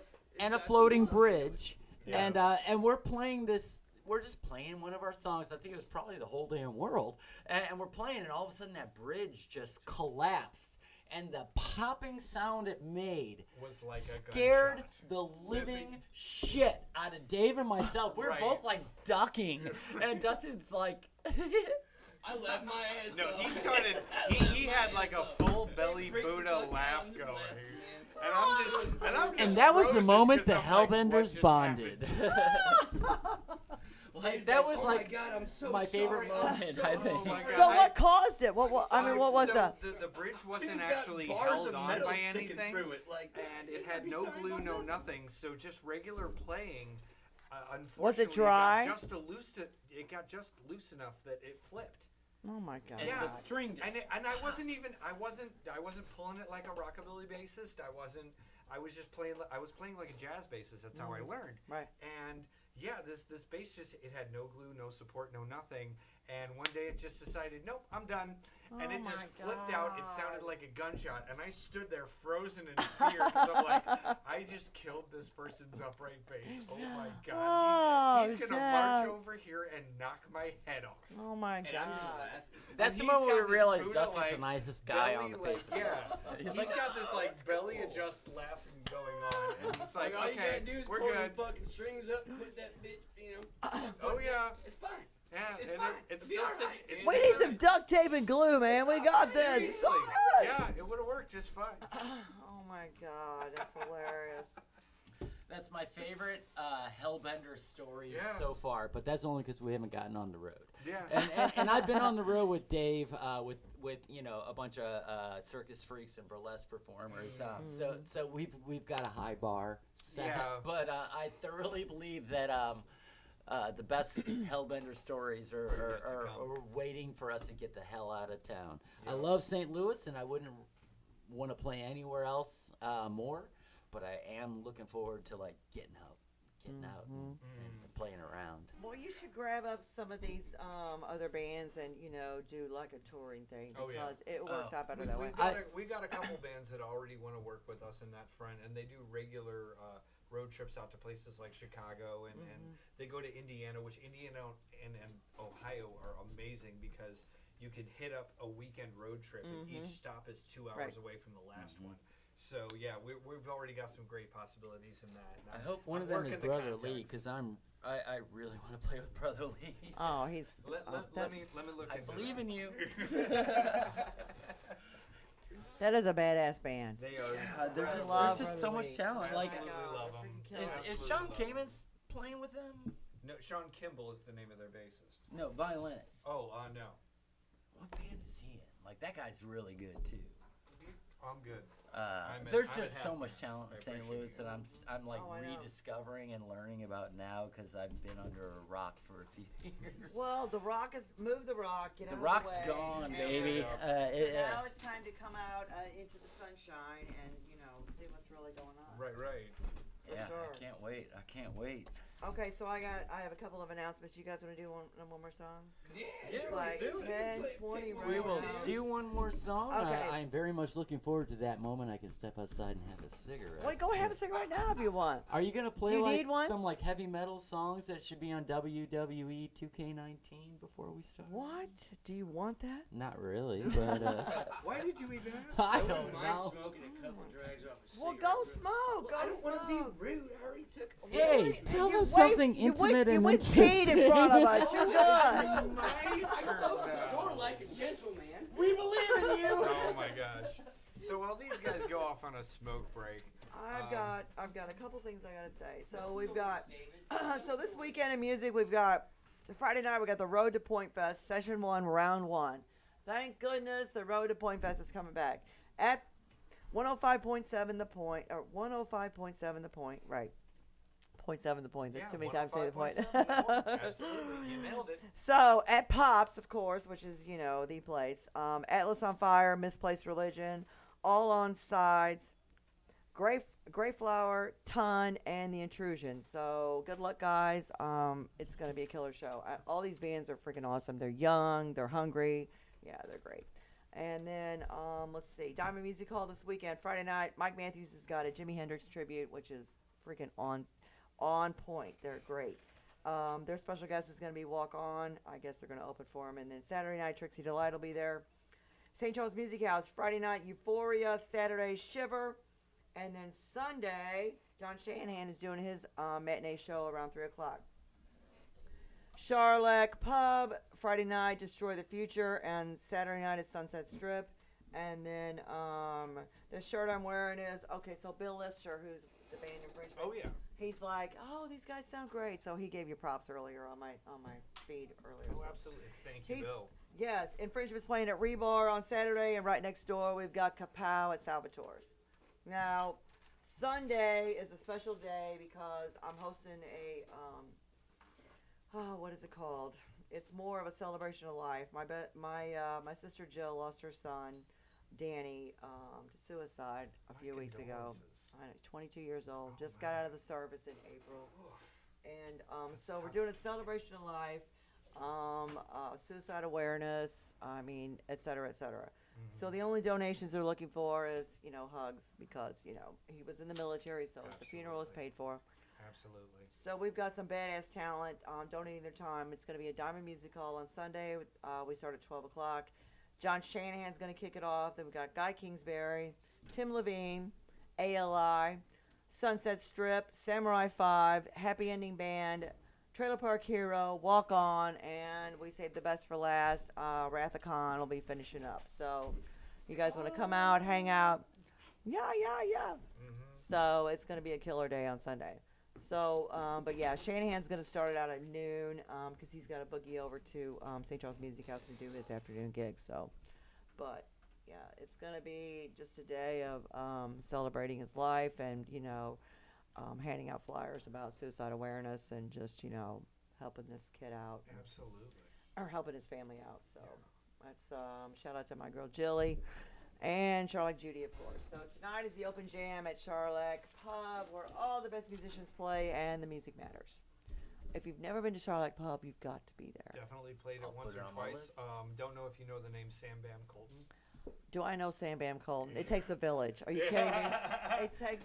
I've been watching Sam Bam Colton play. The first time I saw him, he was like He was probably 14, 15. 12 or 13 Yeah, at the House of exactly. Rock. Exactly. And he was this little quiet guy with his Mhm. brown glasses, and he gets up there to do the And open he jam. shreds. Freaking, oh, he's Just insane. shreds. So I did an interview with him at when he was right before he left for California, and then I just did another one 5 years later because he's been to Nice. California. He's played with Gabby Ray. He's playing with Whiskey a Dorothea. Go-Go like a dozen times. Yes, Like, he's got yeah. he's got an original band out there called Butterside. He plays with Faster Pussycat. He's freaking phenomenal. His family is just like, I mean, bar Oh, none, they're the super best. supportive. They're Yes. incredible. Yeah. So I just did the 5 year mark from the last interview from right before he went to school because he was just going there to study music and he ended Right. up just doing his thing. So yeah, Mhm. it takes a village, and Sam Bam is a product of Charlotte Pub, and we just love him to death. So Oh, absolutely. he is freaking phenomenal. No, he's But, yeah, so good. he's a nice kid. Mm-hmm. No, He's- he's just a super nice human being. Great to talk to. Great to hang out. I maybe jammed with him once or twice back in the very early days before he started getting really heavy into going to LA a lot. Yeah, he was just, and now he's got that deal with what's the brand name? I want to say Blaze Guitars. Buddy Blaze just died, Yeah. unfortunately. But yeah, he's had that deal for. Buddy was like, I mean, when he first saw Sammy, I mean, he's just like he's part of the family. He was like, this kid is gonna go places, and he was right. So, Buddy Blaze Guitars is what he plays, Mhm.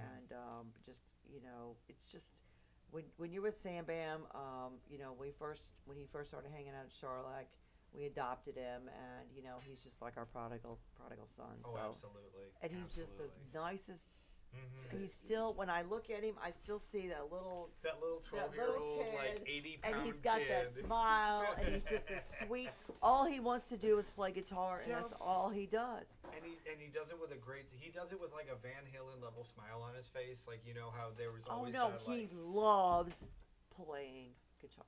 oh loves absolutely, it. absolutely. Now, and his dad Ben, he gets to travel with his job, so he gets to see him a lot when he's in LA. Right. So, which is cool. Now Ben, if you don't know Ben, Ben Colton, he kind of looks like Ron Wood back in the day. Yes, he does. Yes, he does. Which is I a total remember meeting compliment. him and being like, "Are you sure you're Yeah. not?" Like, But yeah, So, I just found out. are you today- good? Are you good? Are you smoked You're up? You feeling good? good? I'm feeling yeah, better. Yeah, Are we yeah, good? No, I'm good. We got I'm your- good. your- Are we- you are take we- another are we your ready to lung- play another Just one? about, just about. Yes. I just want to pay a little respect. I just found out today that old Uncle Bill from the Venice passed away, and What? yeah, like maybe yesterday. No. When I was 18 and I went to my first bar with my first Absolutely. fake ID, he let me in. Yeah, bring it in. Oh man. So let's have a Cheers. moment This for is hard, him because he is yes. the This is heart hard. of a lot of St. Louis music and art and scene. And like I said, he permitted me to drink underage for the first time in my life. But that's before a I even went killer to friggin' New venue. Orleans Oh, during yeah. the grandfather clause years of the early 90s when you could Right. be 18 and drink legally. He let me drink illegally.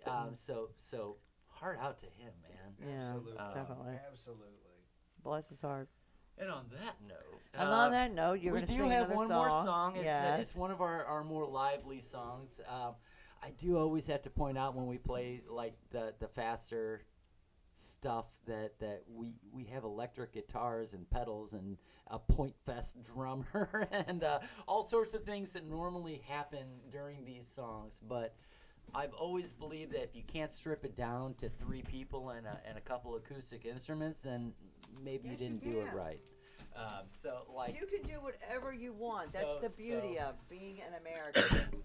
So our last song tonight is about the saddest truth about a lot of our self-destruction is that we need to be saved from ourselves more than anybody else. And every song we write is true to us. It's something we've lived through. It's something we've seen or So like being saved from ourselves, like that's something I definitely need most of the time. So that's kind of what this song is all about, and it's called "Deliver Me." I'm so sorry. I'm so quiet. I'm just. You're drunk and you're stoned and you're. And like. He's Jaffo, just I- another fucking observer. It's Right. okay. I just. You're overthinking it. Play. I Yeah, You're yeah. overthinking. Play. Yeah, let's just. Let's Ready? just play. Yep. Do it. 1, 2, 3, 4. Trying this Ready? again. Here we go.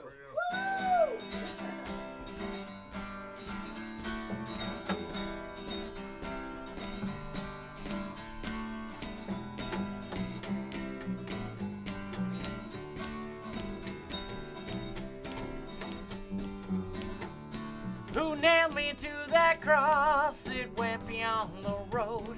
The devil doesn't want a deal. Don't like the cards I've shown. How sweet the world's temptation, but shallow is the grave. When you're searching for salvation before you burn the safe. And the simple life is a complication. Got no restraint, just hesitation. Won't you save me, 'cause no one else. Please deliver me from my own damn self.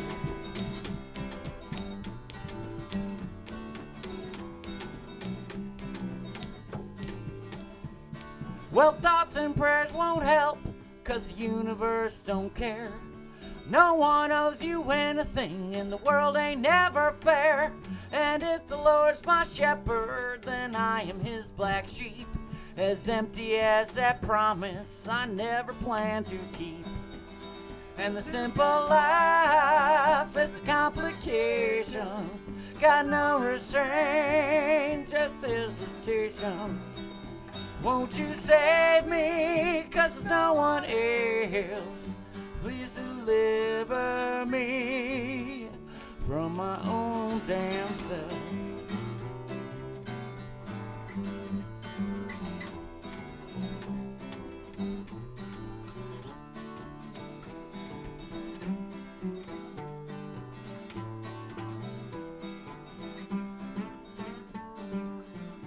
Well, I burned some bridges in my time to shield me from the cold. And I've wandered through the darkness like I'm wearing a blindfold. And I build that bridge back up just to burn it down again. Sometimes you gotta watch it burn to see the light, my friends. And the simple life is a complication. Got no restraint, just hesitation. Won't you save me, 'cause there's no one else.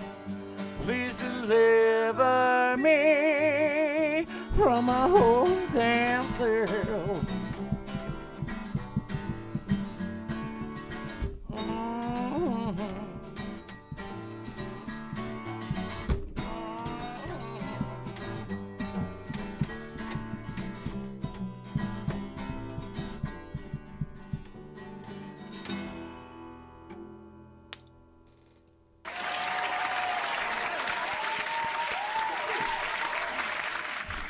I remembered all the words, even after all the alcohol you have Really? forced down my throat against my will. And That's I, our and I song. remember, Damn. and I remembered that there was a solo section in there that I was like, okay, well, I guess I got to do this now. Yes, sir. Yes, sir. Yeah, it's always fun when the two soloists in the band aren't available. What do we okay. do? The thing is, though, we spent a year practicing those songs, and during that time, they were just like, "Hey, Dave, take it away." I was like, "I get, okay. I'm the bass All right, player. well, I guess I gotta do this." If you guys are ready to go in the good? studio, You good, man? there's a guy named Steve Schindler who's been around for a minute. He's got a badass studio. He will help you guys, whatever you want to do, however you want to record, if you want to do it. Definitely like to hear about them. I am Absolutely. personally Yes. like very interested in Native Son. Like Native sound, you mean? sound. Yes, sorry, I've been drinking. No Native way. Sound, just above a whiskey ring, owned by a former member of the Monads and a former drummer of Strawfoot. I love the Whiskey Ring. It is my favorite bar.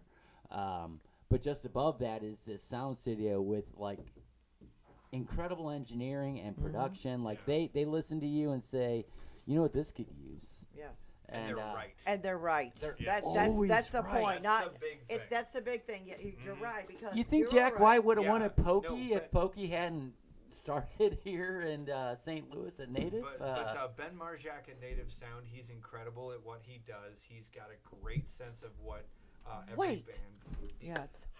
Did he take the shot? He without just us? did the just shot. took the Okay. shot. Okay. I I have a problem. You both suck. I have a problem. Cheers to country music and all the whiskey. Okay, no, wait, no, I'll wait. do one more. if Okay, Dusty does no, one no, more. wait. Go ahead. Oh, no, I wait. gotta pour them. Wait, wait, Yeah, wait. you do. I've been pouring All right. Go This, ahead. this, The this last is a two were special good. shot because I know you're not going to be there on Sunday. There you go. You guys were out smoking. So my sister lost her son to suicide. He's 22 years old. A few weeks ago, he was in the service. He just got out in April. We're having a celebration of life for him on Sunday at Diamond Music Hall. So Where's that at? it's in St. Peter's. Okay. Anyway, so I've got like 7 bands that are gonna donate their time and play. It's gonna be fun. Absolutely. So whenever we're together, we always do a shot to the boys. So we gotta do a shot to the boys. No, fuck it. Cheers to to the the boys. Yes. Gang. It's a Danny I Mueller, have to get up. Julie Sunshine. Yeah, you do. You have to get Squeezy. Yeah. air cheersing you from Yes. 15 feet away. You know, that's the saddest thing about when we get to our age is you go to way more funerals and weddings or baby's first birthdays, things of that nature. Just in the last like couple of years, I've said goodbye to so many important people in St. Louis music. The biggest one being Miles. I don't know if you knew Miles Long. Miles but, Long, yeah. You know, we've What just an lost so incredibly many talented incredibly talented He was people. You know- sweet man. I've got about 10, 15 years on you guys, but you know, they say that, you know, back in the 50s and 60s, everything stayed in the closet, everything stayed quiet, Yep, everything yes, it stayed did. subdued. So that goes without saying that, you know, us baby boomers, that we learn to be subdued and not react. And I feel like, you know, like you're talking about all the funerals and, you know, the things that have happened, we've hung on for so long because that's the right thing to do. Yep. You know, so I got to give props to that, even though it's kind of ass backwards and kind of screwed up, but still, there was some kind of rightness in that in regards to, you know, you don't just do that. Yeah, the greatest There gift was my a quiet strength. There was, and it was just one of those things you just hung on. You put up with the shit and you hung on And to you it. just kept going. And you kept going, and you know, you just suppressed all your feelings and stuff down inside of you, and then, you know, but unfortunately nowadays it's just like every other day. It always happens in threes, you Yep. know. You know, Absolutely. the greatest gift my dad ever gave me, and my dad gave me a lot of great gifts. I'm one of those fortunate few that can say I had nothing but a wonderful relationship with my Oh my no, I'm the family. same way. My daddy was my hero. He was But the bomb. my dad taught me when I was like maybe 6. He said, "Son," and he started every conversation with me when he was going to impart wisdom with "son," Right. dot dot dot, and I still remember, like he said, "Son, it's okay to cry." Yes. And that was such an important moment because, like, you know, we're raised, especially from our generations, there's a certain level of expectation for masculinity and roles, and my dad said, "Fuck all that. You feel what you feel. You deal with what you deal with, and you turn to people when you got to, and you cry when you want to." Right. And I feel like if more people knew that, then there'd be a lot less of this suppressing, like, all this pain inside, and to the point where it gets It's suppression fatal. come tension. Yeah, like, like one you wear creates the out, other. and it's such a frightening thing, you know, as someone who, like, fights depression and anxiety and agoraphobia, like, that challenge is always there, and I think it's really important to just accept the fact that you can be weak, and turn to But it's not people really- it's and not turn really- to people for strength. That's It's- the important part. It's not really you being know. weak, it's being honest. Yeah. Right. It- Well, it's not being weak. It's, well, it's being I don't- honest. If It's you being don't real feel with good, yourself. or if you don't, if you're feeling vulnerable, or you just feel like, ugh, That doesn't mean you're weak. It just means you're being honest about Well, what you're feeling. When I say weakness, I don't mean it Honesty as is like key. a negative thing. no. Like weakness, just as in you've been broken, you've been pushed. That's to not the a weak. brink. That's not a weakness. And the thing Sure, is, for sure. us musicians, we tap into that and we create something beautiful out of that. And especially with this band, we've been so very honest with our lyrics and what they mean and what they signify that it's been cathartic. It's been a form of therapy. So 100%. yeah, it's really, it's just us saying, yes, we feel this. Yes, this is real. Here it is for us to show to the world. You know, Can I be frank? please No, Only I if thought I you. can I be thought you were gay. Bobby be Hill. dusty, but be honest. You're Frank and you're Bobby Hill, and who else are you? Damn it, Bobby. I am. Bobby. Bobby. Well, like, Who are you now? you're like, Oh, he's Frank, right? I am Jesus. No. Really? Oh, no. I forgot need to tell you go. guys. I'm out. I'm out. It's gonna get weird. It's gonna get real weird real quick. No, Dust is talking. Yeah. But like, back in the day, whenever I did write this whole damn world, and then beautifully Marcus put in that whole other verse, tweak some stuff to make it sound where it needed to be, to make it like a proper beautiful song. It was one of those to where like depression is a real fucking thing, man. Yes, it And, is. Yes, like, it is. It was weirdly cool to be with somebody who felt that same feeling. It's more to of where- understanding it. Yeah, because like when that song was written, I only had 2 verses to it. It was a quick fucking song. It was straight to the fucking point, to where it was like, this is this, we're fucking done. And Marcus is like, no, I think we need another verse, and like, let's tweak a couple of these words to where they, flow a little bit better. And I'm like, Bob, fucking do it. Like that's fucking beautiful. So like, whenever he says that that's the first song that we wrote together, genuinely, that is literally the first one that we tweaked, workshopped, and did together. And it was one of those to where like, no, depression is not being weak. It's not anything like that. I work around a lot of younger like Gen Z folks because I teach at Paul Mitchell. So like, I teach people how to fade all day long. That's what I do, is fade. You know Timmy Reynolds? No. Timmy Reynolds is the drummer for the band, was the Jets. That's the band that kicked me out on the stage when I was 19. Yeah. And they changed their name to Boyfriend. Really? Yes, Timmy Reynolds has been a hairstylist since the 80s. He's freaking phenomenal. And he's a See, drummer. Like, I admire and love people that are like that. I should have been a fucking barber.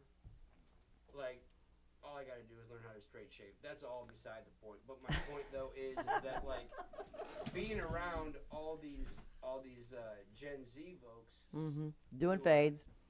like, man, Into you. love them to death because they're the ones that like literally brought this to the fucking table.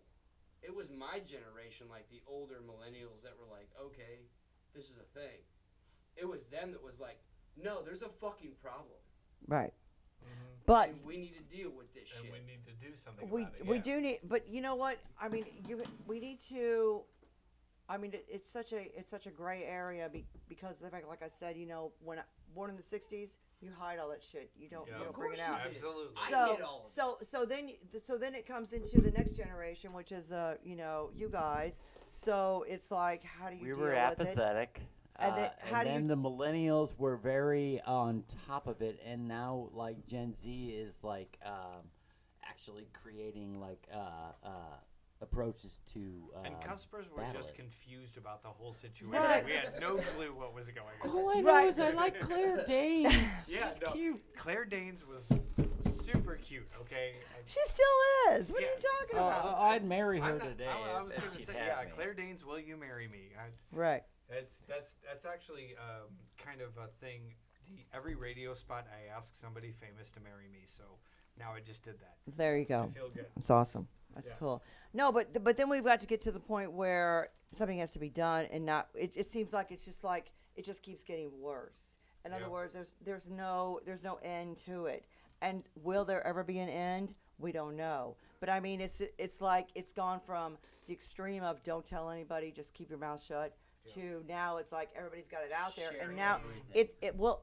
I think it's Not bad. becoming overkill because of the fact that now it's out there so much. We're all going, you know. And we're gonna So, start to get so like, hopefully balance But we've got happens within to. the next There 5 to 10 has to years. be. There's got to be a happy medium Yeah, somewhere. I absolutely. know. I've dealt with it my entire freaking life. I didn't know what it was, but it's like, don't say anything. Keep your mouth shut. Just do your shit. Right. So you find something else to do to avoid it.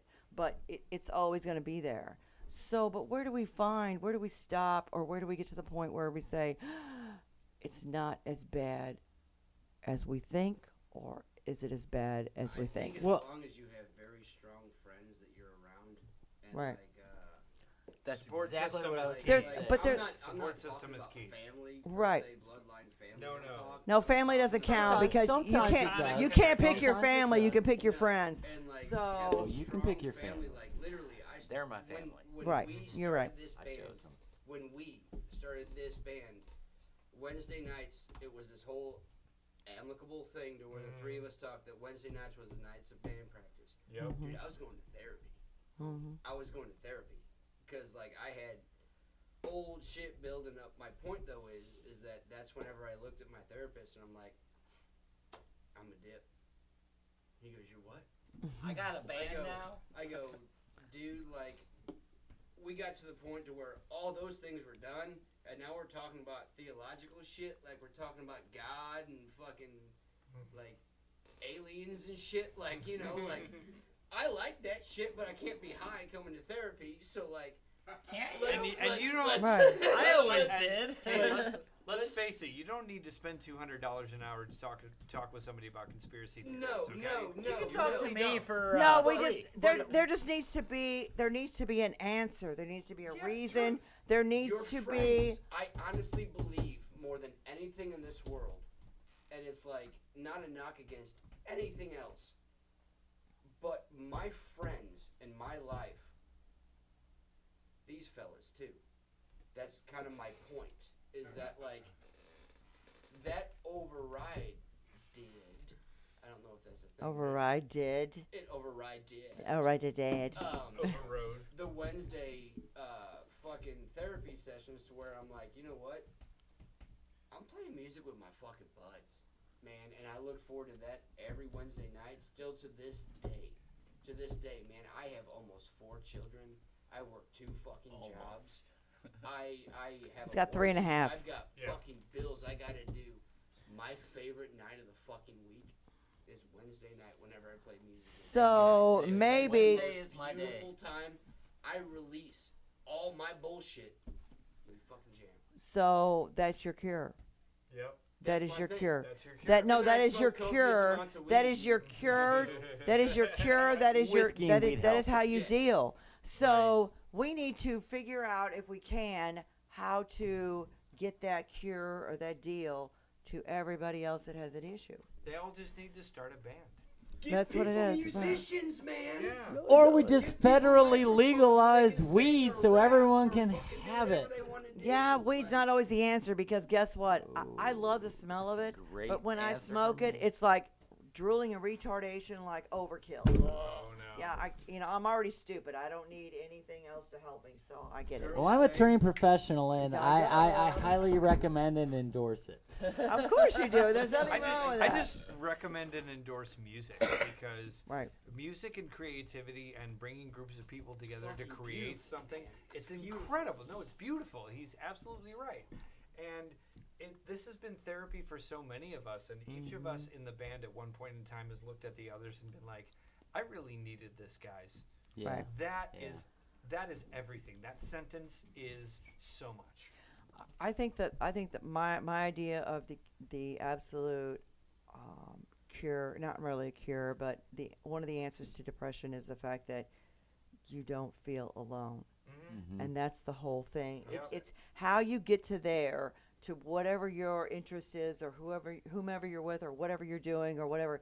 You will find that utopia and hang on to it because that's what keeps you from feeling so.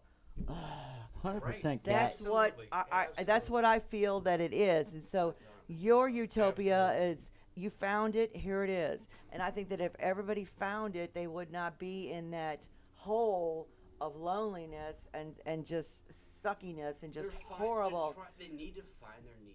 Cat, Everybody's I'll need tell to you, find find their way out of it. So when I started, when we started this band, We're gonna get deep. within Uh-oh. within a couple of months, we've been there, sister. I'm okay with that. I'm okay with that. You know, within a couple of months of starting Honey, can this we band, Yes. I lost my dad, and I lost my teeth because I have a fucking hereditary bone disease, and I lost like all the things, and these guys were there, and on Wednesdays I came in, you know, broken, toothless, and fatherless, and they said, let's make some music, Yep. and I wrote about it, and we sang about it, and And it made it a little bit better, if not it cathartic. it saved my life. Yep. Like I wouldn't be here like talking to you and playing a show at Off Broadway tomorrow night. $15 Tomorrow at night, the off show. Broadway. With And River who are Despair you and playing Pat with? Egan. Who are you playing with? River Despair Pat and Egan and River Despair. But I wouldn't be here if it weren't for this band. I've seen some tough times that can break a person. They didn't break me, but not because I'm strong, but because the people I'm surrounded by gave me strength. And you connected. yeah.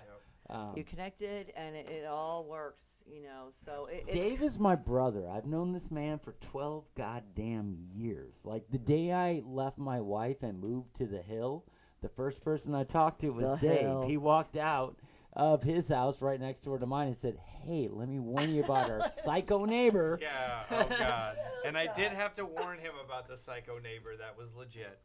And he's Yeah, been no, my she was brother nuts. ever She since. She was nuttier than nuts. squirrel shit. She man. still That- is. that woman- But Dave has been my brother what's ever wrong since. with And that? we've had Don't our be a hater. we've had our ups and our Oh, downs, she was but a this hater on this somebody man else. is my family now. No, And no, no. Dusty. No. Dusty's about the best friend I've had. I've made in a decade, and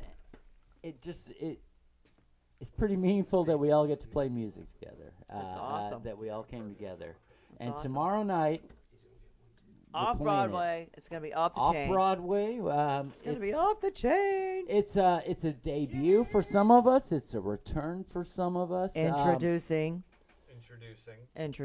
It's meaningful. I have no idea who's going to come out. I don't know what happens in a pandemic. I know, like, the Heartless Bastards, a band I love, recently played and got, like, 15 people at their show. It doesn't matter if you have 15 or 15,000. You play like there's a million, Yep. 100. Right. and it No, doesn't if- matter. I have, speaking as somebody who has played to the bartender a million times, you rock that bartender out. Yes. Yes, 100%. you Like, do. You look at that bartender and you say, "This is for you," and this next one's for you. Because guess what? When the bar owners see that and they get it because they already love you, otherwise they wouldn't book you. Yep, So you absolutely. put on that 150% show. The last decade that's has what we're gonna led till the last 8 years has brought us to tomorrow. Okay, so you're going to leave it in the past and you're Yep. going to move forward. Yep. That's what you have Tomorrow to is such an important and beautiful day that I've It is, been looking boys. forward Let's to. fucking come on now. do. Get them up, get them Come up, on get them now. up. Here's to Off Fucking Broadway debut and here's some show, music. Man, this is our fucking debut show. Air Come on, cheers. Tweezy. Oh yeah. Air cheers. All right, you guys. I guess that's about it. That's Yes. our song. Yes. There will be no encores. The encore's tomorrow night. Episode 86, STL Roar, MyCityMyMusic.com. We have the Missouri Hellbenders. They'll be at Off Broadway tomorrow night. What time are you guys going on the stage? The show starts at 8. Doors open at 7. Yes. River Despair plays at 8. Pat plays at 9. We play at 10-ish. Awesome. Woo, woo, woo, woo. However long it takes to sound out 6 people and 7 instruments. So that just means that you gotta slow your roll on the stag before you Yeah. on stage. Not the stag. No. Hey, but if you're a Hellbender Ready, fan, you're man. gonna ask for Coors Light because we are Coors Light. Coors And the old drinkers. adage still applies: the more you drink, the better we sound. So I say the same thing. The more you drink, the cuter I get. Well, we need to change that. Off Broadway, sell Coors. Yes. Coors, I do. brought to you by the Hellbenders. That's right. That you brought out. So shameless plugs. Yeah. we got to give props to Tweezy. I love you. You were amazing. I He's the fucking guy. love you. He's the boss. He's the one that makes us sound good and look good. Wait till you see you guys later. You guys are going to be like rock stars. Bobby's not going to the bathroom. No. Just us. Just Hey, us. hey, called Kat, out, please so- do me a favor from here on out. Anytime I see you, please call me Bobby. Okay, That's Bob. all I would Damn ever it, Is it know. Bobby? Bobby or Mr. Bobby? It's Bobby If you Hill. want my son, I'll help you. Yeah. Grown ass Bobby Hill. It gets weird. It's kind of It his gets dream in life. Literally, the funniest You're thing just weird. Dusty ever told me was when I was 10, my parents took me to the Husky section. I was like, oh, I remember the Husky section. I was in the student sizes. My Student mom sizes. We're gonna have to I do weigh Because I'm 100 built like a pounds stripping teenage wet boy. metal, so I Husky don't know section. I'm anything. like, it was at the fucking J.C. Penney, man, Yeah. in Hampton Village at Chippewa, Hampton. Oh yeah, you go down to the And I basement fucking and there's walk the around husband. Big Bird, you know, Husky, and I yeah. fucking go to the Husky section. I'm like, the fuck does Husky mean, Mom? It means you're fat, Dusty. Mom goes, a little bit bigger than the other boys. I'm like, oh, I have to Oh, wear hell tough no. skin while everyone else wears Wrangler. right? Like, I wear Rustler. Like, Oh. hey, man, you know, shit happens. Well, guess what? It And then paid on off, didn't radio it? shows, you It's know, all like, good. fucking There you go. change. God damn it, Kat. Thanks so much for inviting No, me. God damn it. you Thank you for so coming much. out. It's been such Oh, a yeah. fun night. Thank you. Like, such an Thank you, Tweezy. enjoyable Thank you. time. Yeah, Tweezy. You Yeah, said yeah, that was yeah. incredible. Now, you guys, now my show's usually Monday nights, and I have an app you can download, STL Roar on 365. I'll send you the invite. I see it tattooed on your arm. Please do. Yeah, Jason Brooks What from came first, the show or the tattoo? the show and then the tattoo. Nice. Jason Brooks from Granite City did this, and he was with a bunch of guys doing tattoos, and he said the publicity he got from this show doing it, because he sat right here and did it while on the show. He opened up his own studio, so No shit. he is going to come back and do another one. That's I'm why gonna marketing have- and advertising this is what I'm works. gonna have. Hey, And the meek shall inherit the earth. It's going to be written right here. Beautiful. Guess what line? What song is that? I'm That's guessing from something Rush. from REO Speedwagon, Rush. just because you mentioned them It's like from 13 Rush. times It's tonight. from Rush! And the meek shall inherit the earth. Drum solo! Drum solo! Right. I love things. I love things. I love things too, even the things I don't He's know. drunk. I'm You're- drunk too, you're- but I still. I'm knocked the out front some man. Rush You songs. started drunk. this. You start, Bobby Hill. You started this. I Yeah. It's Bobby Hill's I have no fault. card in this Always game, play man. Bobby Hill. I have no card in this game. Cheers to You're no dog in his STL hunt. Roar. Yes. Can Yes. we all Cheers, raise a glass? cheers to STL Roar. Yeah. I am. Okay. completely empty. All right. Yes. All right. Episode 86. Missouri Hellbenders. We'll see you guys tomorrow night at Off Broadway. Fuck yeah. We'll see you next week.